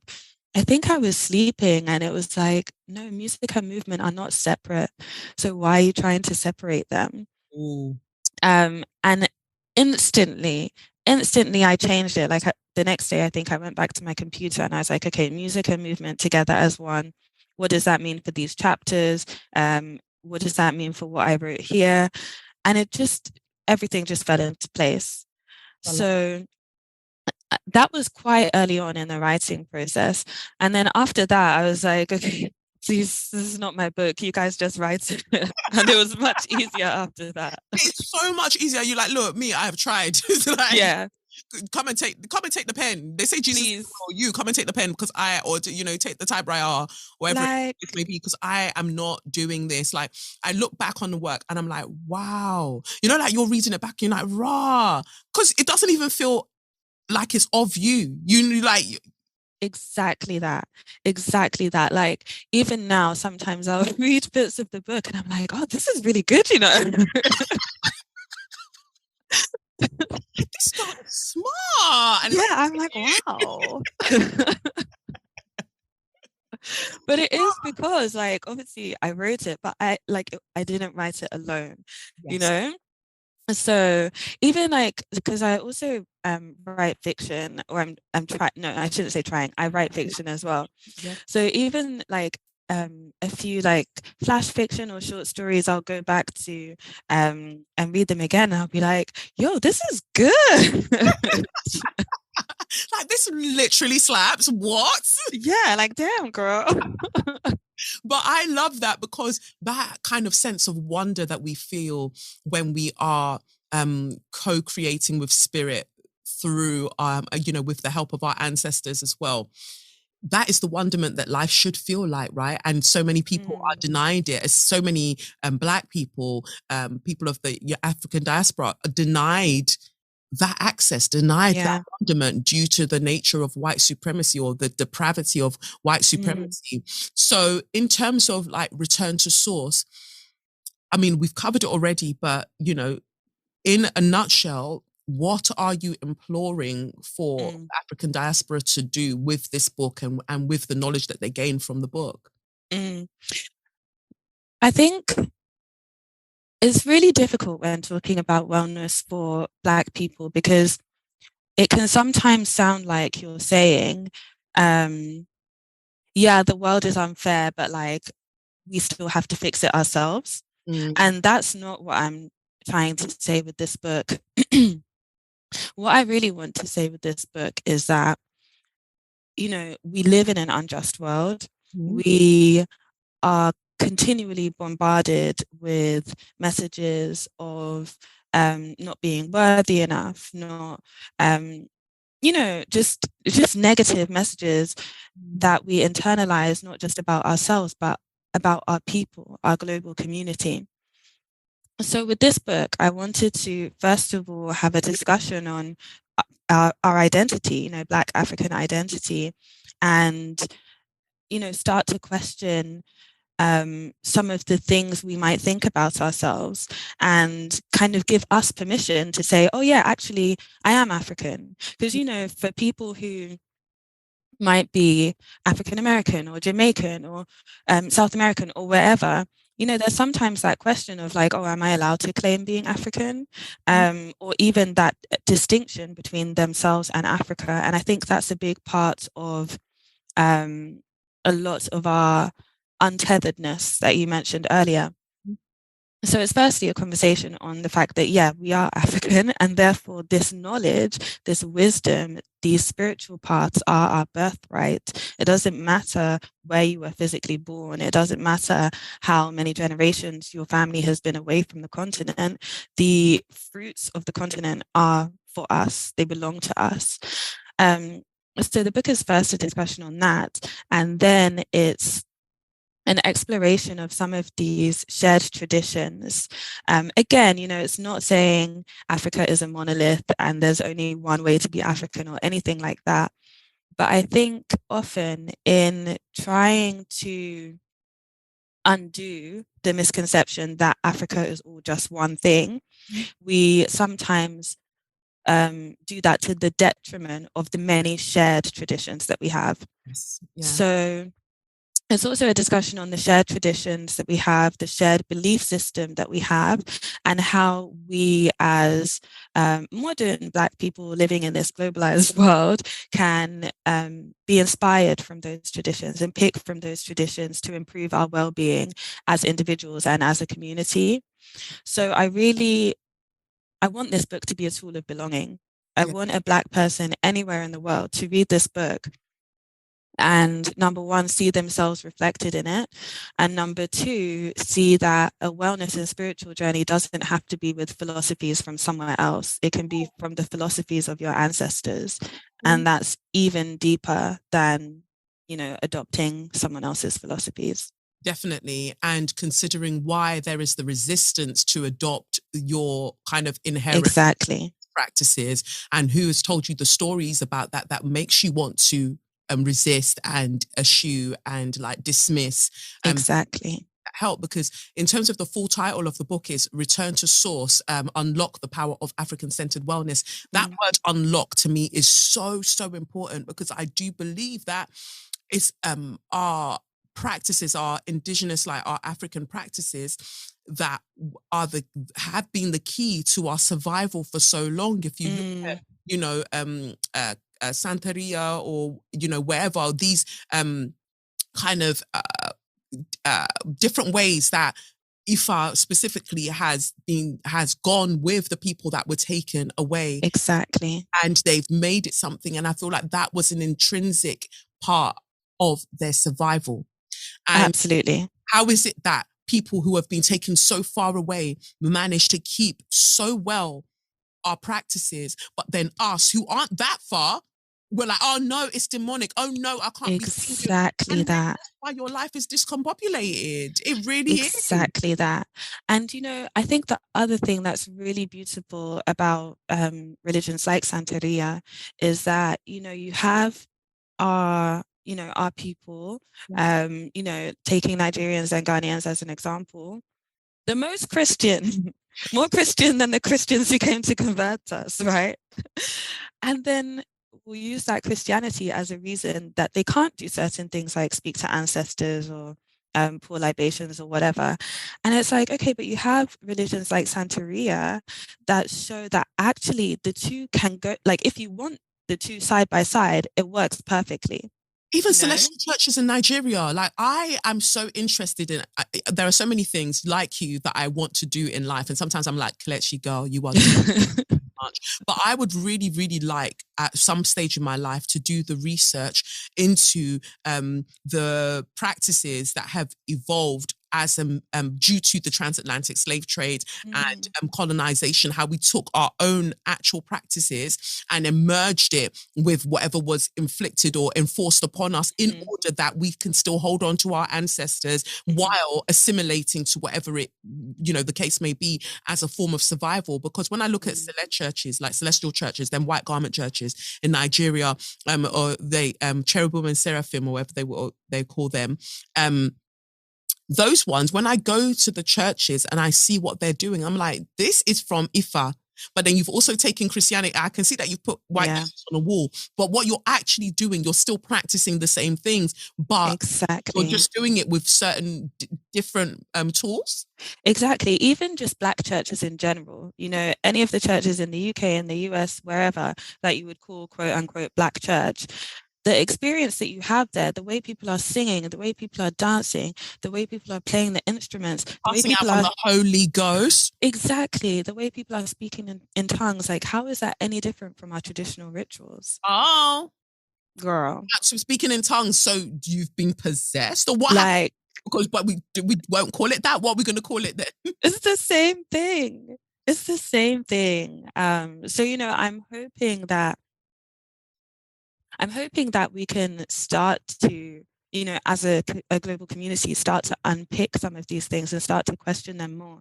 And I'm not saying that every Black person has to convert to Ifa or Vodun or whatever. I'm not saying that at all. But I'm saying that the knowledge, we should be able to access the knowledge without fear. We should be able to access the knowledge, take what we want to take, leave what's not for us, cool, but not leave it without even looking at it because we've been told it's of the devil, This is my whole thing. If you want to talk to me, because, again, there are certain things where they're like, oh, you have to do this, a sacrifice with this and whatever. And I'm like, see, I want us to rethink that aspect of it because I'm not really, it sounds hypocritical as somebody that eats meat, but I want to move. I want the listeners to be like, Kelechi, shut up. But I want to move away from eating meat. I've said this for so long. But, and if I were to do that, then I wouldn't want to do certain things like, right. bring this and bring that. Is there a way around that? Is there a way? Can we have this conversation for the modern age? And I think that this is dialogue that we can have with ancestors and with the priests and all of those people and be like, what can we do to make this fair? Definitely. And I think, that's one of the things that I write in the book. Like one of my favorite sections of the book is where I talk about a conversation I had with one of the people I interviewed for the book, actually. And he said that an elder said to him that we are the new elders. And so it's up to us to reimagine tradition. Not that we just do what we want, but that we understand tradition, we understand where it came from, and then we keep its essence and make it more relevant for the modern age.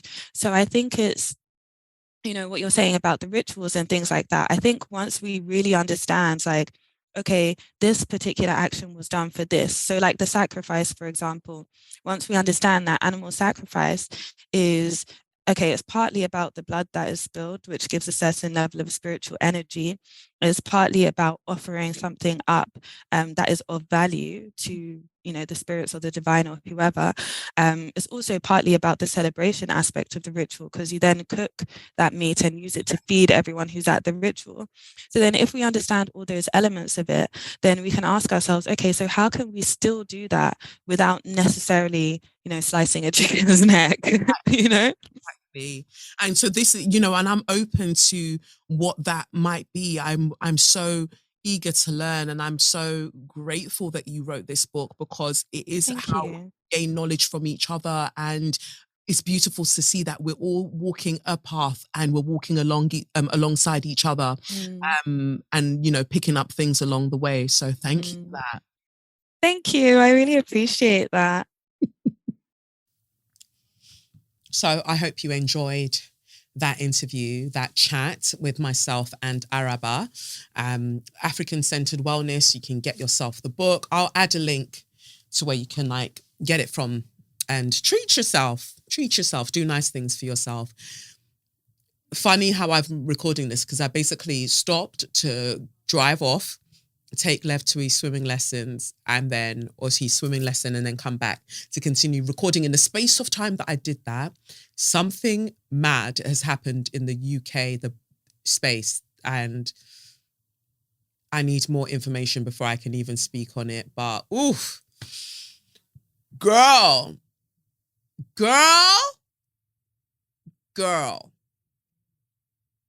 oof. Let me not say too much. Let me not say a thing, because I need to. Oof. Anyway, let's get on with the rest of this, because I don't want this to be a super long episode. I'm so proud of myself, if you see the setup that I've currently got for recording this, I need to neaten it up. But the fact that I could do the tarot with one camera, do the rest of this with this camera, and I've also got a teleprompter. I bought it, but I haven't set it up because I need an iPad. I want an iPad in order to use the teleprompter properly, because I don't like actually looking down when I'm talking about things. I just want to be able to click, click, click. I just want buttons in my hand so I can click, click, click, click, click, click, and move to things. But I'm getting there. Imagine in real time, we're seeing me essentially setting up for my own daily sort of show, because I've got the cameras now. So why the fuck not? I just probably get extra lights, and it's on and popping, because we need the real news from a baby girl. I'm looking at my new Dyson fan. I didn't buy it. Somebody gifted it to me. You know what's funny? There is nobody that gifts you things more than somebody that swears they can't stand you. There is nobody that gifts you things more than somebody that just swears that you are a pain in the ass, you're a brat, and they cannot stand you. I live for it. So I need whoever who works at Mercedes, or some kind of pneumonia, also known as a millionaire. I can't even pronounce it, imagine. To get me my G-Wagon. I feel like by the time this G-Wagon comes around, I won't even want it anymore, because I need a home that's large enough with a driveway for me to park it there and not have to deal with somebody running up on my estate and trying to take my shit. Anyway, hope you enjoyed that. Araba, 2 slaps on your chest for creating such wonderful work. So might as well get to So You Mad. So You Mad for this week. Let's keep it nice and smooth. I just wanna take it nice and slow. Did I talk about the talent show that I did on Instagram the other day? I needed a pick-me-up. And so I invited people to come onto my Instagram live and sing for me. And it was so hilarious. I remember 2 white girls were on there. Initially, they were singing Let It Go from Frozen, and their voices were really cracking like that ice that Elsa was skating on. And then they asked to come back on again, and they decided to sing Nicki Minaj Super Bass. And that was so funny. The whole thing was funny. I loved it. I love that for us.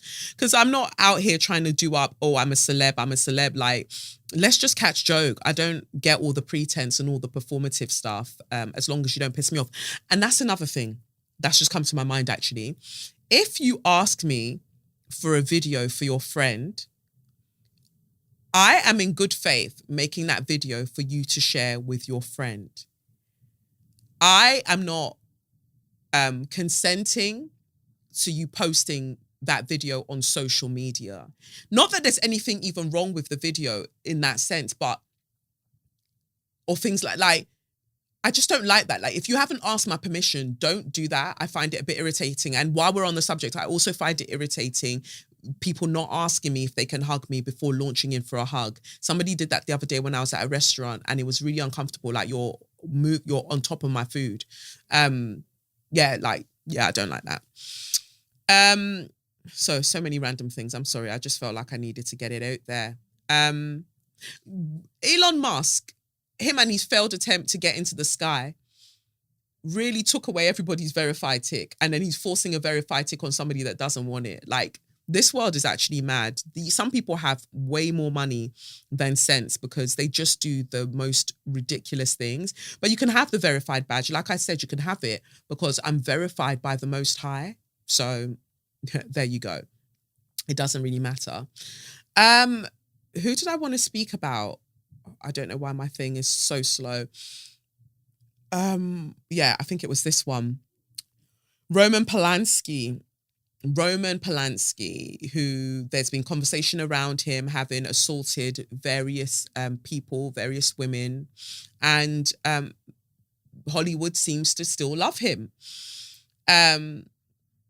Samantha Gamer, that's what it says here, once again defending Roman Polanski, who, trigger warning, sexual assault, raped her in 1977 when she was 13 years old. Gamer, or is it Gamer? I think it's Gamer, has often spoken out in support of Polanski, and trauma victims do this.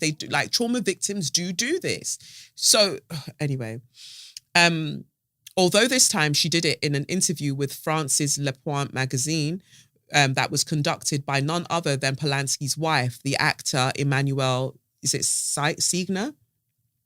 Polanski was arrested in 1977 for having unlawful sexual intercourse with a minor. That's child molestation.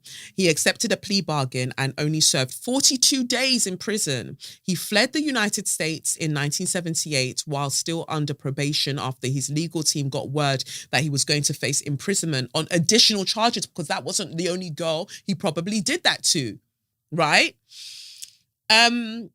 He was detained by Swiss police decades later in 2009. So and he continues to make films.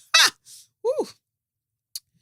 While traveling to the Zurich Film Festival. Imagine you're raping young girls and you still have the effrontery, the audacity, the gall to keep going to film festivals. I need a projector to drop on your head. That's what I need. In fact, I need the projector. I need the entire cinema to crumble and smash your penis. That's what I need. He was traveling to the Zurich Film Festival in an attempt by the United States to extradite him.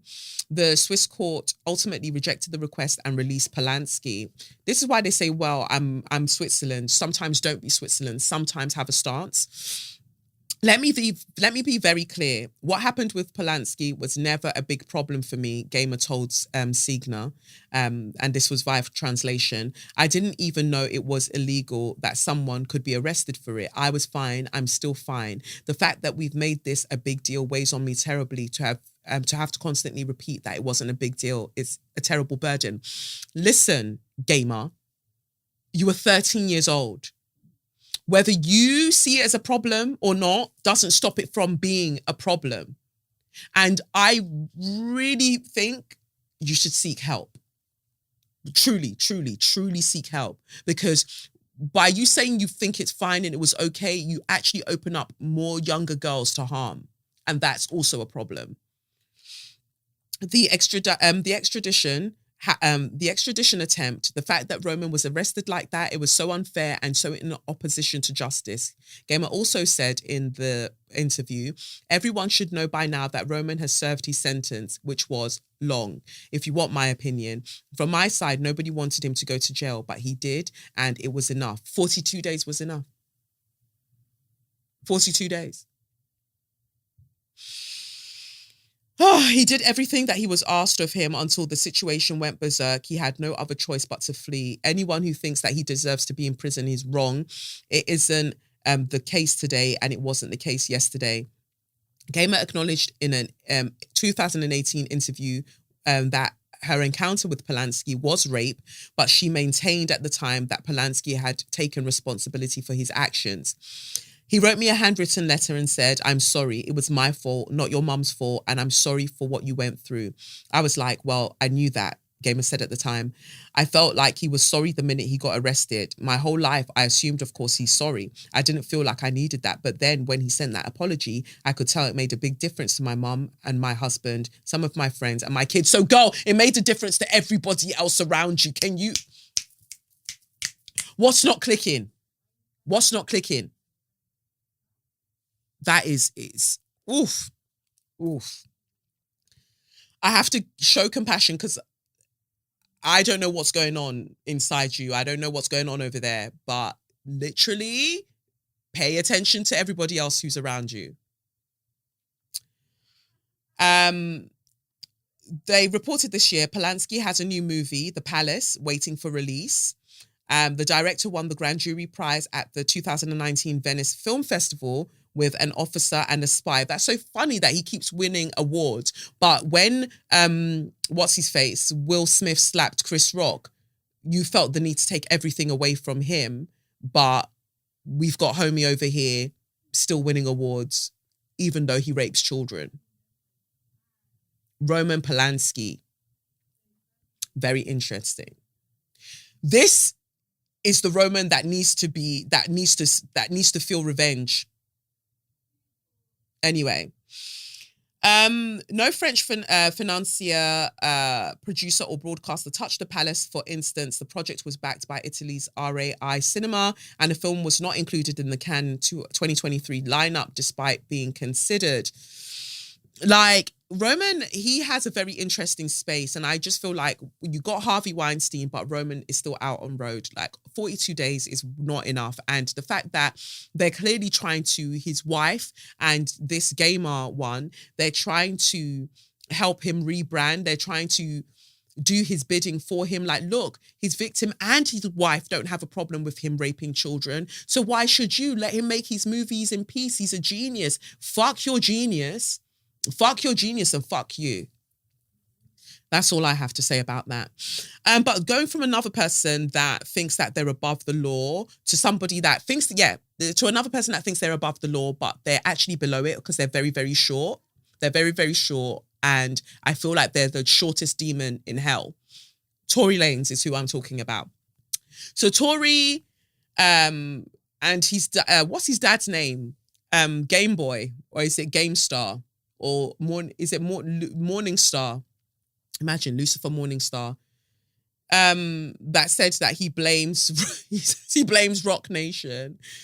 Anyway, yes, Tory Lanez has decided to write a letter because he's very unhappy with his sentencing and he wishes things could be different. He says, he wrote this to, let me just be sure. Tory Lanez writes open letter to LA District Attorney demanding new trial in Megan Thee Stallion shooting. But I don't know if he understands double jeopardy. Double jeopardy. I never can pronounce that well. He says, "Dear George Gascon," I guess his family posted this for him because surely he doesn't have access to the social media. But maybe he does, because I was talking about that a while ago, that prisoners having access to social media. Anyway, "Dear George Gascon, I write this message with the utmost humility, love and respect for the remarkable stance you've taken in regards to fighting for the justice of Black and brown minorities." He did not write this. Like, Tory, you don't know those words. You don't know those words. "Today, I take a stance as an innocent Black man, wrongfully convicted of a crime I did not commit. You did commit it. You did shoot Megan."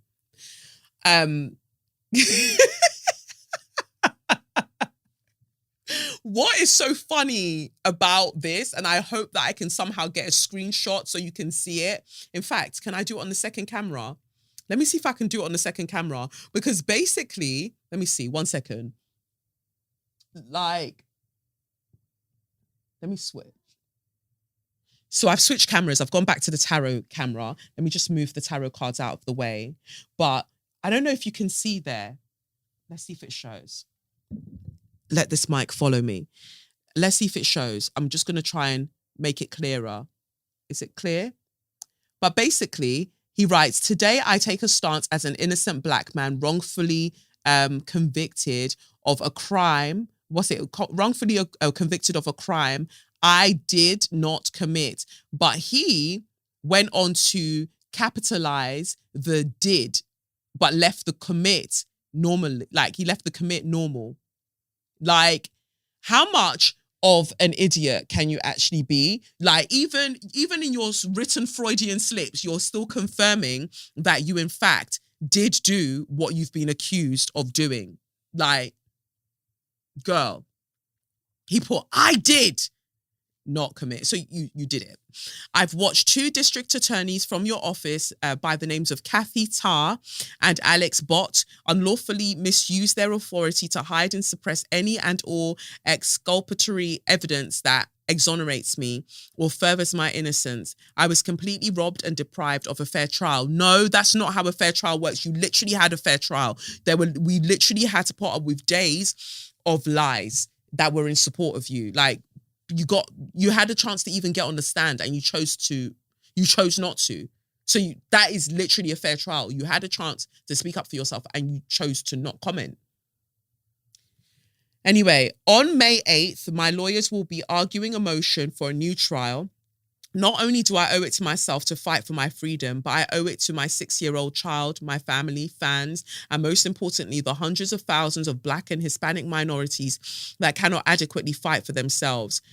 I hate when Black men do violent shit and then they suddenly start talking like freedom fighters. You don't give a fuck about anybody else. You're using rhetoric that you know is out there. You're using genuine social justice to help your fucked up ways. Like, you nasty short devil.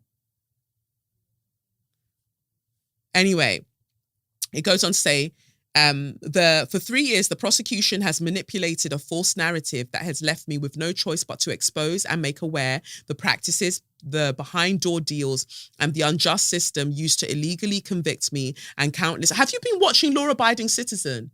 Because what this is giving is like, he watched some kind of movie in jail and he really thinks that he's, I don't know, Gerard Butler or whoever. Like, you don't know what you're talking about. And the unjust system used to illegally convict me and countless other minorities. We elected you because of your outstanding eminence in making fair and correct judgments in the justice of people of color. Mr. Gaskin, I come to you today as a wrongfully convicted man, not asking for sympathy nor compassion, but for you to simply do what is fair and right by the laws of California and most importantly, the eyes of God. You will not see the eyes of God, Tory Lanez. You will not see the eyes of God. You're too short. You're not in his eyesight. I even said his there. You're not in God's eyesight. You will not see the eyes of God. God is not looking at you. For the things that you've done, for the remixes of songs that you've done, you even said my fans, all 10 of your fans will be fine if you remain in jail. They'll be okay. Imagine, I even used to teach like little pole dance or twerk routines to a couple songs, not knowing that you're a fucking idiot. So that was that for So You Mad. I'm glad that Megan is just really enjoying her life. She came back and she really took the sexy up.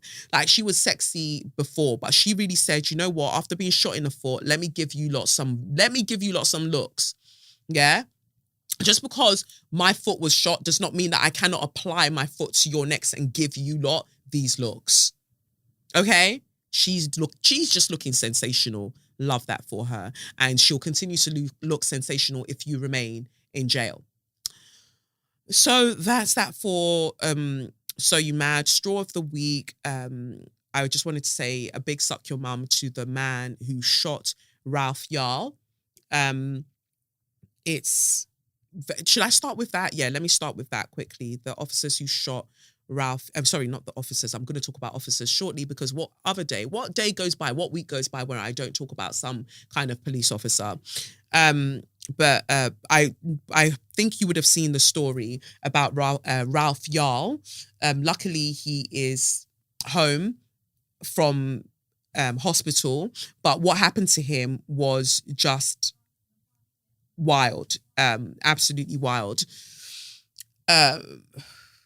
So this 84-year-old man, known as Andrew Lester, Uncle. He looks like Uncle Fester as well. Andrew Lester, that looks like Uncle Fester. Shot Ralph twice in the head. Ralph, a 16-year-old black boy, was going to go and pick up his siblings, and he happened to knock on the wrong door. And he knocked on Uncle Fester, Andrew Lester's door, and he ended up being shot twice in the head for that. And just fixing my mic. Can I hear myself? Yeah. But Ralph, luckily, is now recovering at home. And honestly, I believe that that was God's doing. To be shot twice in the head and be okay. To be recovering. Mad. An 84-year-old white man accused of shooting a black teenager has pleaded not guilty in US court. Of course he did. Andrew Lester allegedly shot Ralph Yarl after he mistakenly walked up to the man's house on 115th Street in Kansas City. The 16-year-old was trying to pick up his younger siblings who were at a property a street away called 115th Terrace. Prosecutors claim Lester fired 2 shots through a glass door with a .32 caliber revolver, hitting Ralph in the head and arm on Thursday. Ralph then had to go to multiple homes to ask for help. Imagine, he's being shot wrongfully, and then after being shot, he's trying to escape and he's going to multiple homes. They're seeing a black man bleeding, or a black boy bleeding specifically, and nothing.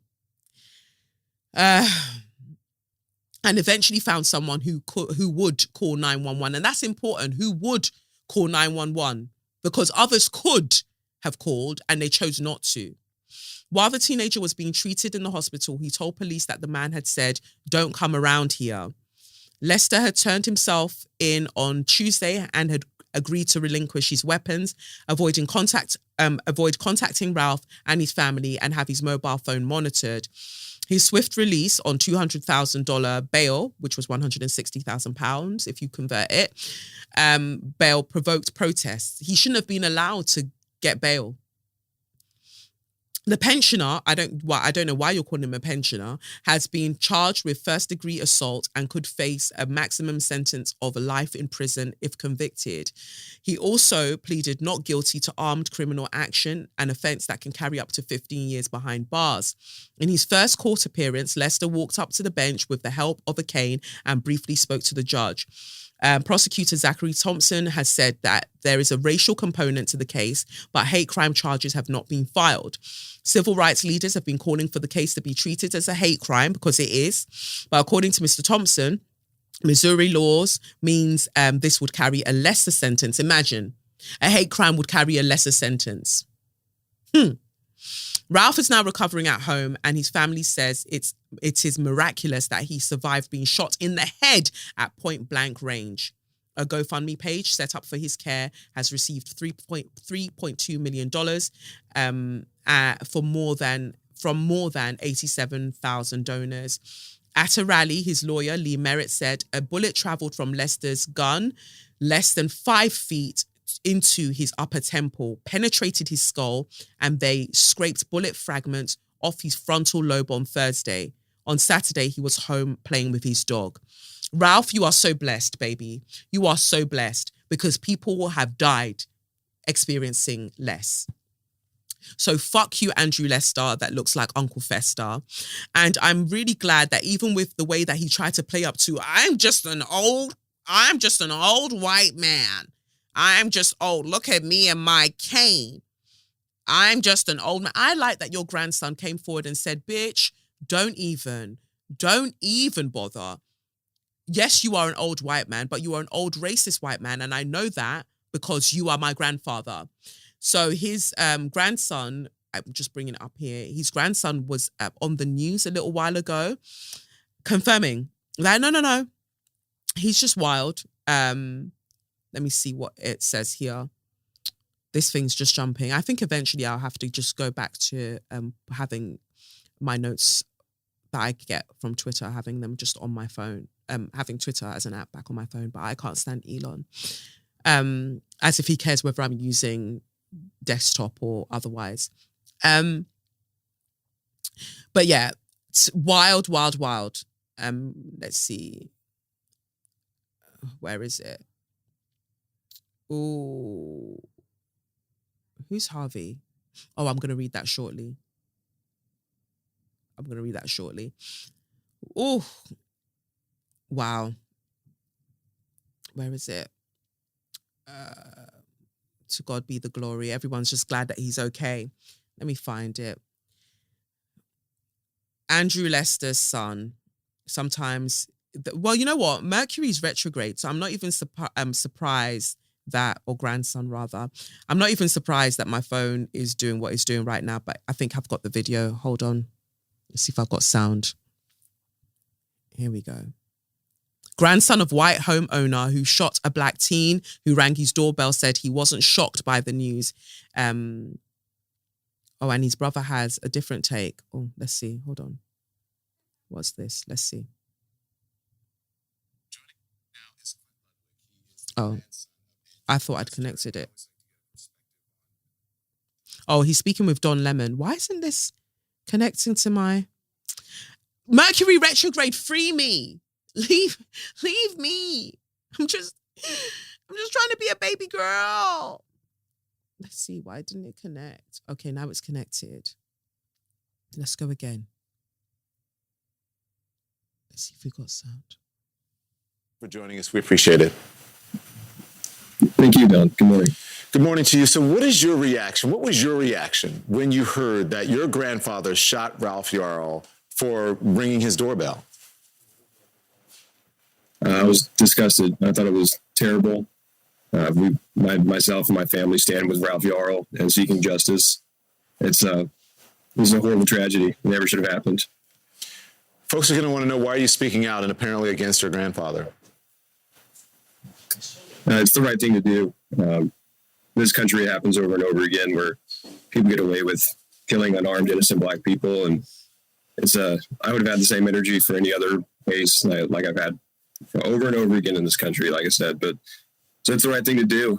People need to speak out and not make any excuses for this kind of behavior and this violence.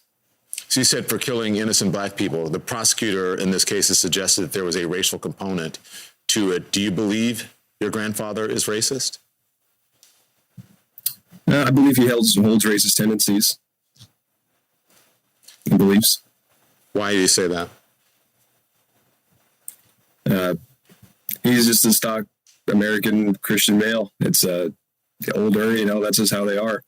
It's the conspiracies and weird random racist things they say. And it doesn't make sense, but they're just scared. Now, listen, you're generalizing a lot here about, you said older Christian white males, but what do you mean by that? What do you mean they're scared? Talk to me more, please. I feel like a lot of people of that generation are caught up in this 24-hour news cycle of fear and paranoia perpetuated by some other news stations. And he was fully into that, sit and watch Fox News all day, every day, blaring in his living room. And I think that stuff really kind of reinforces this negative view of minority groups and leads people to be it doesn't necessarily lead people to be racist, but it reinforces and galvanizes racist people and their beliefs. Now, apparently, correct me if I'm wrong, Clint, you said that your grandfather would say or do things, apparently that you did not subscribe to, that caused you to distance yourself from him. Say and do things like what? That's right. A lot of it was the kind of QAnon level conspiracies about election denying, and then they got really weird with some Fauci dogs. I really didn't know what that meant. Your grandfather, but I would push back on some of this stuff, and he couldn't handle being pushed back on. And at a certain point, we kind of lost touch, and I think it was more of his choice than mine. Did he say or do things that you found offensive about minorities or people of color? Yes, he would say some things. I think I can't remember exactly now all that happened, but I know he had something about, had a really hot take about abortion and how something about black women getting abortions. And I didn't know what he was talking about, but I said, I don't really want to talk to you about this anymore. This is racist and it's dumb. So let's move on. And I pushed back, and he didn't like that either at the time. Well. There you go. I mean, he says all of that, he basically, is his name Clint, the grandson, he describes a white supremacist, and then basically a white supremacist fascist, and goes, yeah, I mean, he holds racist tendencies. That is more than a tendency, baby. That is more than a tendency. Like, things are bad. Things are extremely bad. Like, your grandfather needs to go today. Like, wow. Like, black women and abortion. Meanwhile, do you know how many abortions like white people have? Don't do that. Don't do that.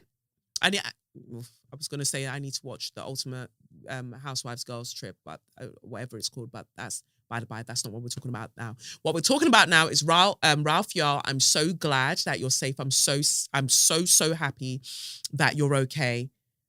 Thank God.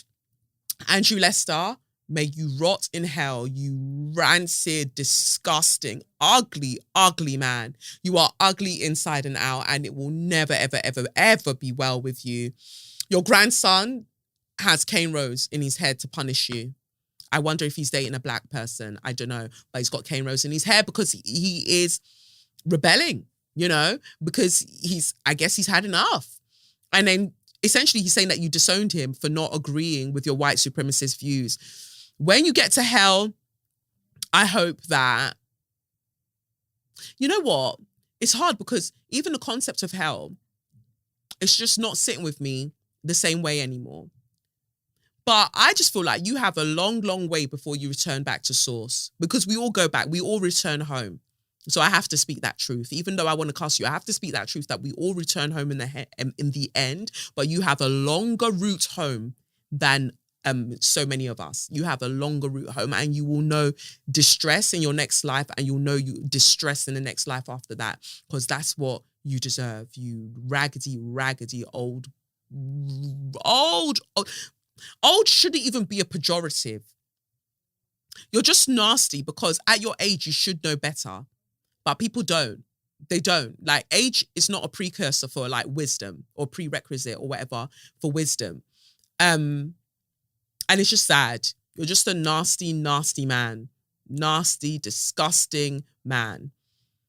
And when that revolving door pushes you into another realm, I hope that all you know there is misery for as long as you need to know it. That's what I hope. So definitely suck out, and maybe while you're sucking out, maybe the juices from your mother should go down the wrong pipe and choke. Yes. Last but not least, Met officers have been sacked over writing over messages that they sent about Harvey. Harvey is Katie Price's son. Yeah, I think Harvey, am I wrong? Am I mistaken that he's autistic? Let me just double check. But yeah, it's oof. Wild times. Let's see here. Oh, here we go. Move. 2 Met police officers sacked over messages about Katie Price's son. They've been dismissed over offensive messages that they shared in a WhatsApp group, including some that made fun of Katie Price's disabled son. The 2 serving officers and 6 former colleagues were found guilty of gross misconduct. Take WhatsApp away from police officers. That's my first suggestion. I mean, it's a useless suggestion because I essentially take police officers away should be the actual suggestion. But until you take but then they'll find another way to communicate their nastiness. 2 serving officers and 6 former colleagues were found guilty of gross misconduct after sending sexist, racist, homophobic, transphobic and ableist comments in a group called Secret Squirrel Shit between 2016 and 2018. Their texts included derogatory comments about a 20-year-old Price who has Prader-Willi syndrome and autism, and a junior female officer known in the hearings as Officer A, who was described as fucking ugly. On Friday, the Met commander, John Saville, apologized to those who had been the subject of such awful, disgusting messages. His comments came after PC Glyn Reese and PC Dave Selway, who was named by the force after being granted anonymity throughout as Officer B, were dismissed by a disciplinary panel at Palestra House in Southwark, central London, after a 6-day hearing. The pair, along with 6 former colleagues, Sergeant Luke Thomas, Acting Sergeant Luke Allen, and Constables Kelsey Buchan and Lee South, Darren Jenner, and Carlo Francisco, were also barred for life from the police service. The legal chair, Christopher McKay, said their messages had caused significant harm to the already tarnished reputation of the Metropolitan Police Service and had upset Katie and Harvey Price. Last month, a damning report by Louise Casey said the Met was guilty of institutional racism, misogyny, and homophobia. McKay said racist, sexist, homophobic, and transphobic attitudes revealed in the posts and comments have undermined the reputation of the Metropolitan Police Service as a fair and impartial body. LOL. Harm has been caused to Harvey Price and his mother, who have learned of the post recently, and has resulted in a loss of confidence in the Met by Katie Price. Good, Katie. Join me. Katie Price, come on the podcast. Like, let's talk about it. Like, you've actually been through a lot, so there's a lot to talk about anyway, but join me in the lack of confidence that you have in the Metropolitan Police. Officer A is now aware of the insulting way in which she was referred to by members of the group. She must have been upset. The panel found the most senior ranking officer in the group, Thomas, was one of the most active participants. And this speaks to the culture of what's happening, because if the most senior people in these groups are encouraging it, then what's everybody else going to do? They're going to fall in line. In the WhatsApp group, he joked that he should name his dog Auschwitz, Adolf, or Fred, or Ian after my 2 favorite child sex killers, and mocked Harvey Price's weight in some messages. Selway posted an edited photograph of Harvey in the chat with the caption, "You've heard of Elf on a Shelf. Now get ready for Harvey Price eating Uncle Ben's basmati rice after trying to read 3 Blind Mice on Spies." God punish you lot, man. God punish you lot. You lot are disgusting. Like, actually disgusting. Meanwhile, Reese described an image of Harvey riding a child's train as genius, which the panel found to be obviously sarcastic and making fun of him behaving in a childlike manner because of his disability. On Thursday, Katie Price told Channel 5 News' Dan Walker that the officers should be embarrassed and ashamed. I hope all their names and their mugshots come out because I would like to see their faces and they should be named and shamed. I agree, girl. Saville said he was repulsed and ashamed to read the deeply offensive messages. I'm deeply sorry to those who have been subject to such awful, disgusting messages. He said, this is another painful day for us. You're going to have many painful days until you just close up shop. As the Met Police, just close up shop, because there are many, many painful days ahead because of the many, many decades of pain that others have been caused. This is another painful day for us. We know there are more uncomfortable days to come. I'm glad you know, as we turn over the stones and uncover those who corrupt our integrity. You didn't have integrity to begin with. The Mayor of London, Sadiq Khan, said, I am as disgusted as other Londoners are by the fact that certain police officers, any members of society, in fact, should behave in this way. There's no place in our police service for anybody who is racist, sexist, homophobic, or misogynistic. So there's just no place for your police service is what I would say, but whatever. Anyway, I think that wraps up all of the subjects for this week. I really did bits. I hope that this looks great when it comes out, that you've enjoyed listening. I mean, I've got pauses when I've been trying to find shit, but you know me by now, like we just do this, you know, as we do it. But over time, I'll add some more cuteness, but definitely support the thing on YouTube if you can. Like and subscribe, share it with your friends that like to see things visually, like do all of those things. Remember that the live show will be in Birmingham in June. I think it's going to be Saturday, 17th of June.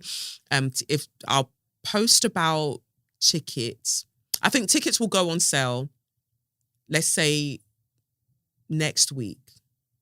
So keep an eye out. Tickets will go on sale for the Birmingham show next week. So I guess by the next time I'm recording, I'll be like, the tickets are on sale, but other people might have seen it and already got their tickets. So just keep yourself alert. Check the social media pages, the Twitter, the Instagram, because the posts will be there letting you know that the Birmingham tickets are on sale. But yeah, so for you to see the SYMposium, also known as Symposium, like we'll be doing all of that. Like I said, NYC show was great, really interesting, fun times, British Bake Off. Anyway, yeah, it was wonderful. Follow me on all of the channels, Kolechnikov or at Say Your Mind Pod. And yeah, join me on Patreon, patreon.com/KelechiOkafor. Pre-order the book. You should know to do that already if you haven't done it yet. And I guess that's it. Yeah, I guess that's it. Unless I've forgotten something. Anyway, you have been listening or watching me, Kelechi Okafor, and this has been SYM, officially known as Say Your Mind, unofficially known as what? That's right, Suck Your Mum. Yeah, I guess that's it. I'll catch you on the flip side. Peace! It's the Benz Brunani womanist, baby boys, baby girls, you need to hear this. Sit down, receive this realness. Make sure your cup's ready for the tea, we are go sip it, yo. Hard time scrolling for your long throats. You might learn something you never know. Collect you fine, and she's